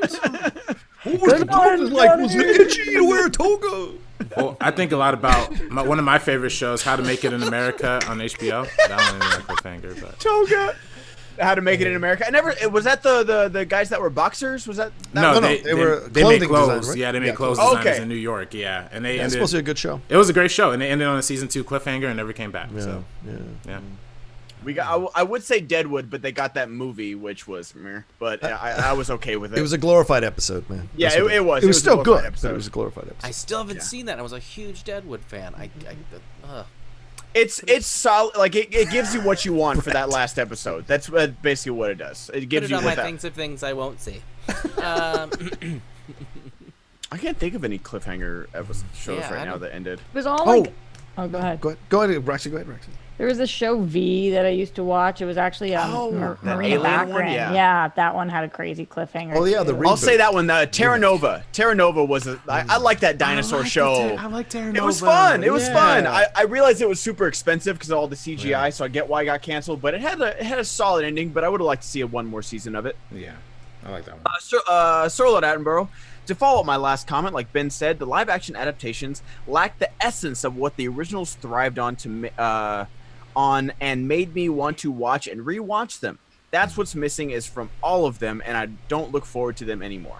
I officially don't either, because Mulan was the one I was looking forward to, and it didn't do it for me, unfortunately. Okay. Let's get down to business. To defeat. Roxy, that was Kate's joke yesterday, Roxy, just to let you know. Yeah. Kate made that How's joke. it feel? How's it feel, Roxy? And I didn't know they remade V, and I'm like, that was your favorite show in 1983? Yeah, right. Weren't you 5? That remake was amazing. Freddy Krueger. Was I 5 in 1983? You weren't born, were you? I was not even in the womb. I'm a 91 baby, Brett. Wow. Come on. I hope you were in the womb. Year before I graduated high school? Wow. I'm a full-blown 29-year-old. Full blown, dog. Full blown. I'm not halfway there. I'm not 28 3/4, Yeah, dog. I'm a full-blown 29-year-old. and a couple months-year-old. Wow. Because she's real. All right, I haven't even made it to 30 yet, Brett. Yeah, Brett. Sorry. Why do you think I'm single? This is rude. Oh my God. It's all right. Hey, I didn't get married till I was 31. It's fine. I'll never find love. It's okay, Brett. We get it, Brett. You piece of get shit. it. Oh my God. Rub it in. Bojax. Where's my Oscar? I saw some makeup tutorial with Selena Gomez, and she said, "I'm never gonna get married. It doesn't matter." I'm like, "You're 23 years old. Shut the fuck." Is Selena Gomez 23? No, she's not 23. How old is she? Like 24, 20? No, I 22? think she's 29 or 30. I was gonna say she's literally upper 20s, like early I 30s, gotta if I'm check not mistaken. She's been around for a long time, She's John. 28. Let me put away my Miley Cyrus fan page. Hold on, let me She's see. 28. No, we already told you, John. I don't think that's crazy, John. is A lot 28. a lot of people our age are not like trying to get married, bro. Like Millennials, Well, that's baby. different. That's different. If you're not trying not to get married, that's fine. But if you're saying like, "Oh, I'm never going to get married," then it's some kind of "woe is me" thing. No, that's what's different. happening with me. I'm trying not to. Yeah. That's why. Same. Me and Roxy, That's definitely what's going on here. You know, the truth is, Rox is super fucking picky. Don't lie. Yeah. It's fine. No, fuck marriage. I don't even believe in it. You know. Selena Gomez is a Spurs fan. I'll marry her today. Yeah. She says If she's not you trying to get a cry boyfriend. and you're when you're voted off, like in the first round of The Bachelor, and say you're never gonna find love, then maybe you won't. Because that's a real dumb take. That you didn't win on a reality show that you'll never find love. I think they're all really drunk, Brett. I'm pretty sure. Don't they drink all night long? Because they have to like create a rule, like something like that. Because the Corinne situation, totally. BoJax, I feel like Dumbo live action gets a bad rap. I think they did a good job of making it different than the animated. At least they were trying to do something more than just a shot-for-shot remake. I agree with that. I don't think what they did was that great, but I agree it was different. Same. Okay. Jordan Anderson. Man, I love when John Rocha hosts. Good stuff. Have y'all seen the new trailer for the upcoming Ratchet series on Netflix? Is it Ratchet? Ratchet, yeah. Okay. Oh, the Nurse Ratchet. All right. Yeah. Sarah Paulson. Yeah, final trailer dropped today. Some of the most amazing trailers I've seen in a while. Sarah Paulson is a star. She is a star. I think we talked about it, just like these villains getting these like backstories. I'm just like, I don't care. Like I don't want that was the discussion, right? She's a terrible person. I don't want to like her. She's a terrible person. Who? Yeah. Nurse Ratchet. Oh. If you watch One Flew Over the Cuckoo's Roxy was Nest, looking for some tea from Sarah Paulson, right? Yeah. Oh no, Sarah's. What happened? Sarah's awesome. We bow down to the author of Sarah Paulson for sure. Yeah, for sure. Mr. Anus, Rocha, stop telling people to suck your balls. Mothers teach not to eat off the floor. See, that's a good one. That's a good one. Thank you. There. It's better. If you guys try, you might get there. Yeah, I've made you guys think harder. You know, Yes. this is where Good the job, comedy Rox. comes in. Yeah, you're welcome. Mhm. Good job. Dimension 20. Have you guys seen the Apple show Ted Lasso? If not, I highly recommend it. It's funny and has some nice dramatic moments. I'd also say check out Raised by Wolves on HBO Max. I've got mixed feelings on it, but it's got my attention for now. I ripped through Ted Lasso in a day and a half. It is so fucking good. And it's, Roxy said earlier, who doesn't want to see a film about happiness and joy and positivity and hope? Ted Lasso is all about that. It is not just some dude who's out of water and they make fun of him. He's actually a really sweet character, and Jason Sudeikis did such a great job with this character because he can play jerks, he can play assholes. He really tapped into something really sweet in this guy, and against all the sarcasm and cynicism and people trying to backstab him, he stays who he is throughout the whole show, and that's what makes it really sweet. And it's really well written, really well acted. Bill Lawrence, the guy who did Scrubs, was a showrunner on this. Oh, okay. It shows, and it's so good. And you know, my review's up on my channel, and it's one of those rare reviews I did immediately after I finished because I knew I could talk about it easily. It's such a fun show. People, please watch this on Apple TV Plus. I haven't liked a lot of their shows. This is one that really worked for me. So I think I need a list from you, John. Like really? I think I need a You're list. You're the TV of lady. I know, but it's hard when I'm literally 100% alone 100% of the time, and I'm just trying to come up with things that I want to watch. Like right now, I just went back and I'm watching Broad City because I never saw it. So that's I keep doing that stuff where I'm like, what did people tell me when I used to see people what to watch? Right. That's how I'm getting my recs right now. Anytime. Great show. It'd be an honor to send you anything, honestly, because you know so much about TV. Thanks, John. And my roommate watched Raised by Wolves. He said he liked it. So I need to start that and Lovecraft and like I'm finishing Harley Quinn and Cobra Kai and just fucking everything. Guess what my daughter asked me to watch? The Last Airbender. No way. Animated. Oh yeah, and Legend of Korra came out too. I need to watch that. Get to watch that. Ton Punch Fart Box. Here's to one day the Schmodown being featured on DraftKings. Keep it in spirit. Draft 3 Schmodown players other than yourself or players you currently manage. Hey, Roxy and Brett. Oh, and Oscar Isaac as Bond. Yeah. So draft 3 players that you don't have on your faction or not on your draft 3 non-faction players. Non-faction players. So I draft. Okay. I draft Alex Damon. Okay. I draft over my dead body. 2 ladies mine. I draft Dan, and I draft Barbarian. I got 3 triple threats right there, baby. Wow, 2 Finstock Exchange members. Respect. All right, Ben. Yeah, I've talked a lot with Craig. Like, obviously, Dan's become a good friend, and like Craig, both those guys are. I'm excited to see what Dan does in Inner Geekdom, regardless of who he plays for. Right. Who you got, John? Who you drafting?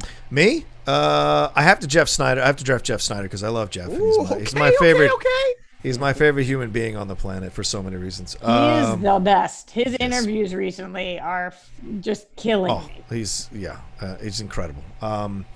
Non-faction, so certainly him. You know who I would love to draft? Laura Kelly. I love Laura. I think we co-host the Star Wars show together, but like her knowledge of Star Wars is incredible when just casual conversation about it. So I know I'd have the Star Wars division locked up. Donated $20.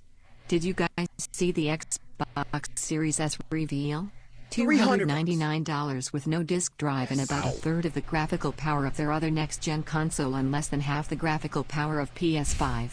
About half the storage of each two.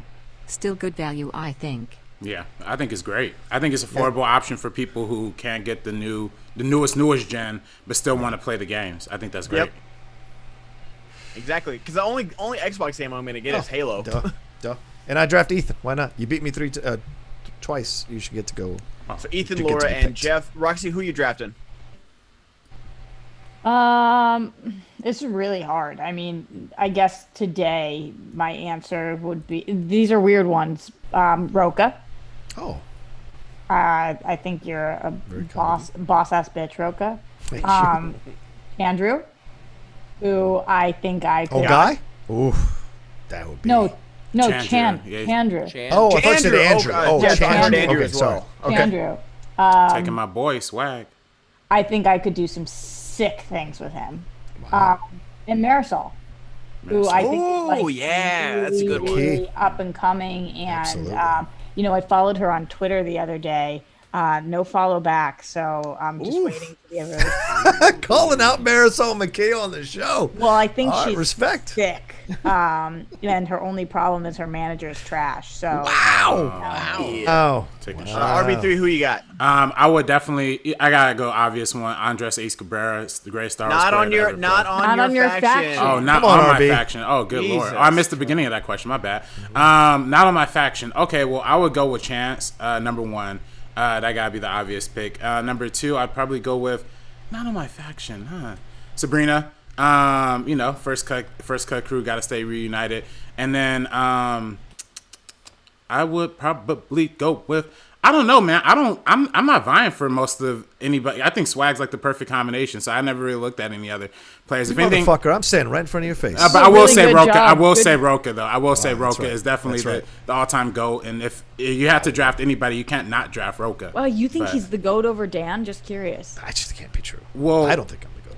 I think not necessarily in terms of competitive. I mean, you obviously are competitive. You're certainly not my record. But I think what I'm saying is like in terms of your personality, your longevity, what you did to build the league, and obviously Dan Merrill was there from very early on too. But I think what John Rocha has contributed to the Schmodown is unlike any Next other level. player. To the him and Mike Kalinowski are two of the I think all-time definitive Schmodown players. And of course, Dan Merrill is like the greatest competitor, but there wouldn't be the personalities and the structure of the show without John Rocha. So that's why I personally consider you Amen. GOAT. I agree. Yeah. Brett, real quick, who you got? 3 Rochas. Nailed it. 20-year-old, 30-year-old, 40-year-old. Right? You get a Rocha, and you get a Rocha. Yes. Dan V. Mulan was fine with the lead being the weakest part. I would rather watch Crouching Tiger, Hidden Dragon, or Shadow along with other better foreign films that have martial arts. I can see badass women in the Indonesian film The Night Comes For Us. Oh, yeah. Oh, The Night Comes For Us. That's the guys with the raid, right? Yeah, Ben. Yeah. That film is insane. That's dude. That one and Headshot. Oh, yeah, Headshot. If you guys like the raid and all that, The Night Comes For Us and Headshot is great. Let me ask you a question. I know we got 35 super chats. Real quick question. If I did a new show called Movies for Men, would that be like I'm trying to get a show where it's about like these like The Gray and Warrior, like movies that are like dude movies, but not be sexist. Is there a way to title it and not be sexist? not like that. But it shouldn't be. I was gonna say maybe not figure it out. Not that exact title, but I get the concept. I get the concept right off the bat. You should. Yeah. But why are you saying that those movies are for men, John? Oh, because they profile men. They really explore men. So they go into the vulnerability of men. Yes, it's about men and the tough. So I think that's combo how with vulnerability. That's how you would have to market it. It's not movies for men. It's movies about men. Yeah. Which is because that would be a fact, right? Like, okay. And then probably you won't get that many women watching because not many women want to watch a show about movies about men. Right. But I think when you say like for men, you're doing it's like very sexist, but men. Gotcha. Right? Gotcha. Which so tough movies about men. Does that work? You should play on like masculinity because I don't think it should be about movies or something. It shouldn't be about men because men is what. Or it's a construct. It's I mean not a construct, but it's literally a gender. Well, gender is a construct. Yeah. Yeah, but it's but exactly. But when you're talking about masculinity is more of what you're talking about, like an exploration of masculine men movies or whatever. Like masculine movies. How about masculine movies? Yeah, something like that, or I don't know. Okay, somewhere around there. All right. Well, thanks. I appreciate it. All right. Thank you. But I get what you're trying to do. Yeah. No. Because I think those movies don't get highlighted enough, and I think they get denigrated before people actually watch it. Like I was watching The Great last night for an hour, and I'm like, more people need to see this movie. This is not just dudes surviving wolves. There's really a lot lot of existential and vulnerable conversations in that movie. Yeah. Well, there's a lot of yells at God before he fights the last wolf. Exactly. Well, there's a lot of existential movies like that in general, like All Is Lost with Robert Redford. Yeah. You even go back to like the 60s and the 70s. That was like the majority of the. That's why I want to I really like this Garth McMurray suggestion: movies with balls. That's kind of good. Garth, I think you just won. Yeah. All right. We do have a lot, so we got to get. Sorry. Dan V. I don't care about who is in the cast as long as the movie is good. I don't think Captain Marvel was good, but Fast Color was really good as the best female-led superhero film last year, starring black women. Fast Color. I haven't heard of that one. It was important enough. It wasn't important enough, though. Apparently. I literally don't know what you're talking about. There was a superhero movie last year named Fast Color that starred black women as superheroes. I've never. What? Someone says call it dick pics. That's a good one. Lewis, that's great. I am not going to call it dick pics. I don't know. I haven't heard of that one either. I haven't heard of that one. It was Fast Color, like COLOUR, so maybe it's British. Oh, yeah. Yeah. Okay, well, Google Nathara. Yeah, she was great in Mathara. Concussion. Google and Bathara, yeah. Prospect was a great sci-fi film starring Sophie Thatcher with Pedro Donald Pascal. Trump donated $20. Oh, no. No one would draft me? That's okay, I don't really like drafts anyway. Besides, at least no one drafted Crooked Hillary or Sleepy Joe. Bad writing John Rocha and dweeby Dan Morrill would be destroyed. I would score so many points unless they chested. Unless they what? Cheated. Cheated. Okay. Anyway. Prospect was a great sci-fi film starring Sophie Thatcher with Pedro Pascal in a supporting role in 2018. It didn't get publicity. No one talked about Blinded by the Light, directed by a British Muslim woman and starring a British Indian. I talked about it a lot. I interviewed her and the writer of that film. So it just didn't catch on with audiences here in the States. It had a great reception at the film festival that it screened at, which is why it was purchased. Just didn't catch on. It was one of those films that feels a little lightweight, even though it was dealing with a heavy subject matter. But it's still a sweet film. Really? Sirlet Bro, what's the best thing you watched this weekend? We're binging through Korra right now and loving it. Such a good follow-up to series of Avatar. How have they not developed a video game yet? The world is so rich and is primed for a game adaptation. I agree. All right, Brett, give me what the best thing you watched this last weekend. We just been watching The Office. Hey, still tired, works. just popping it on. Dan V, the Peanut Butter Falcon starred a man with Down syndrome and is great too. I don't see the point in propping up blockbusters, which are movies people were going to see anyways, over indies as far as representation go. The indies need it more. Yes, but the indies have always had it more. The indies were way ahead of the curb in terms of casting of people of color, people with disabilities, people with different sexual orientations. Indie cinema is where you usually went to find those stories. Yeah. Now that they're popping up in the mainstream, that's a positive. That's advancement. So I get your point, though. Doing that. Cinema Gorilla. Thank you, Brett, for Nintendo representation with your Wii shout-out promoting Postmates available on the App Store. Buy the Godfather and Scarface games, one of the best. Okay. Those are Garrett A.M. Lee. Love the energy today. My peeps, I laughed so hard when Rocha told that guy to suck his balls that my neighbor shut his window right after. Happy Tuesday, crew. Also, it's Idris. Shout out to Video Drew. Oh, congratulations. Thank you, Idris. Garth Harkness from Murray. I know Patty Jenkins wants to move Wonder Woman 84 to 2021 to try and get more people to see it in theaters. We'll see if the studio agrees with her. If they move the release date, RB3 will go to the theater on October 2nd and say, where are the white women at? Where y'all at? I was trying to see this with y'all. Big Mo, subscribe to World Girls on YouTube channel. This Wednesday, Roxy, Steph, and Dorina will be doing an AMA episode. Should be awesome. Nice. They have a killer September slate. All right, heading over to Super Chat. Sorry, guys. We do have quite a bit. Thank you all for the support. Okay. Chris Adams, Mulan's sister, not in the first, was named Zhu. I hope I pronounced that right. If you know Chinese family naming, Hua Mu is part of the family name. And Wayne donated $20. This show should be called Steam and Sweaty. Ro could talk about the movies he liked that guys are steam and sweaty. I like it. I like it. There you go. If you know Chinese family naming, Hua Mu is part of the family name. So her sister name is Hua Mushu, pronounced Hua Mushu. Amazing Easter egg by Disney. Oh, very nice, Chris Adams. That was good. Red Wolf, thoughts on The Boys season 2 so far? Love y'all. Loved it. I haven't seen it yet. I saw the whole season, so the whole season's great, but the first 3 episodes are really great. I'm not bragging, but I'm just saying, if you like the first 3 episodes, you're going to love the rest of the season. But you go to Vegas for that one, too. John, shut up. Best Frank Miller adaptation. Sin City 300 or 2-part Dark Knight Returns animated movie. Fuck you. That's a tough choice. I'll go 300 just because, that's my favorite Zack Snyder movie, too. Either that or Dawn of the Dead. I go 300 for that, too, as well. You know what? Yeah, okay, fine. I'll do it, but begrudgingly. Yeah, the Dark Knight Returns is great, though. Those 2 animated are really, really good with Peter Weller as the voice. I love it. Sin City is great, too. I mean, that's a difficult thing to adapt. Anyway. Yeah. Best film of 70s sensation, Ryan O'Neal, Barry Lyndon, The Driver, Love Story, What's Up, Doc? The Driver. Barry Lyndon. Oh, God, RB. Wonder Woman made 400 domestic. That's more than any Nolan. Girl power. Ooh, okay. Very true. That's very true. Respect.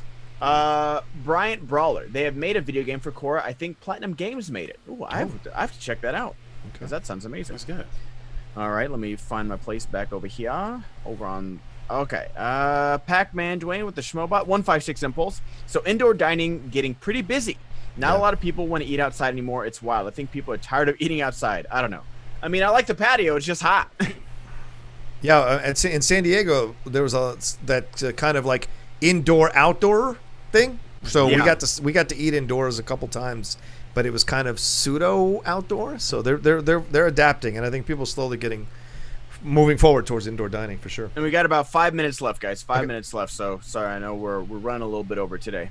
Pac-Man Dwayne, hey guys, since the pandemic, what is the little things you miss doing every day? Well, it was hot, so I just miss being able to go to the theater or go to a bar or something and enjoy the AC there. Yeah, I miss driving Tassian in the morning, honestly. Yeah. Being my friends. Exactly. Not being so alone and depressed all the time. Yeah. Mr. Anus, how has Ben called the bandit, yet every solid point he tries to make gets stolen right from under him? Whoa. See, that's a funny joke. There's a funny joke.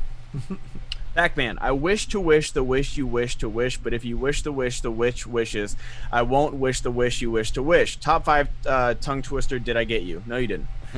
Gingerbread. Roxy, I finally watched The Town and thought Blake's accent sucked as well. It was awful. Also did not love the movie. What Ben Affleck directed film should I watch next? This was my first one. Gone Baby Gone.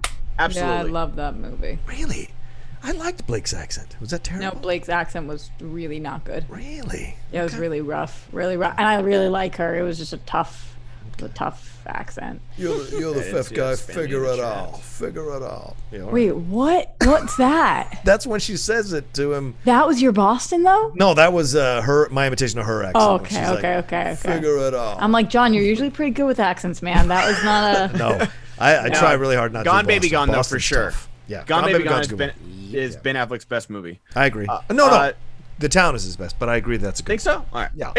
You're gonna win either way. Are you guys not Argo people? Okay, sorry. No. Oh God, no.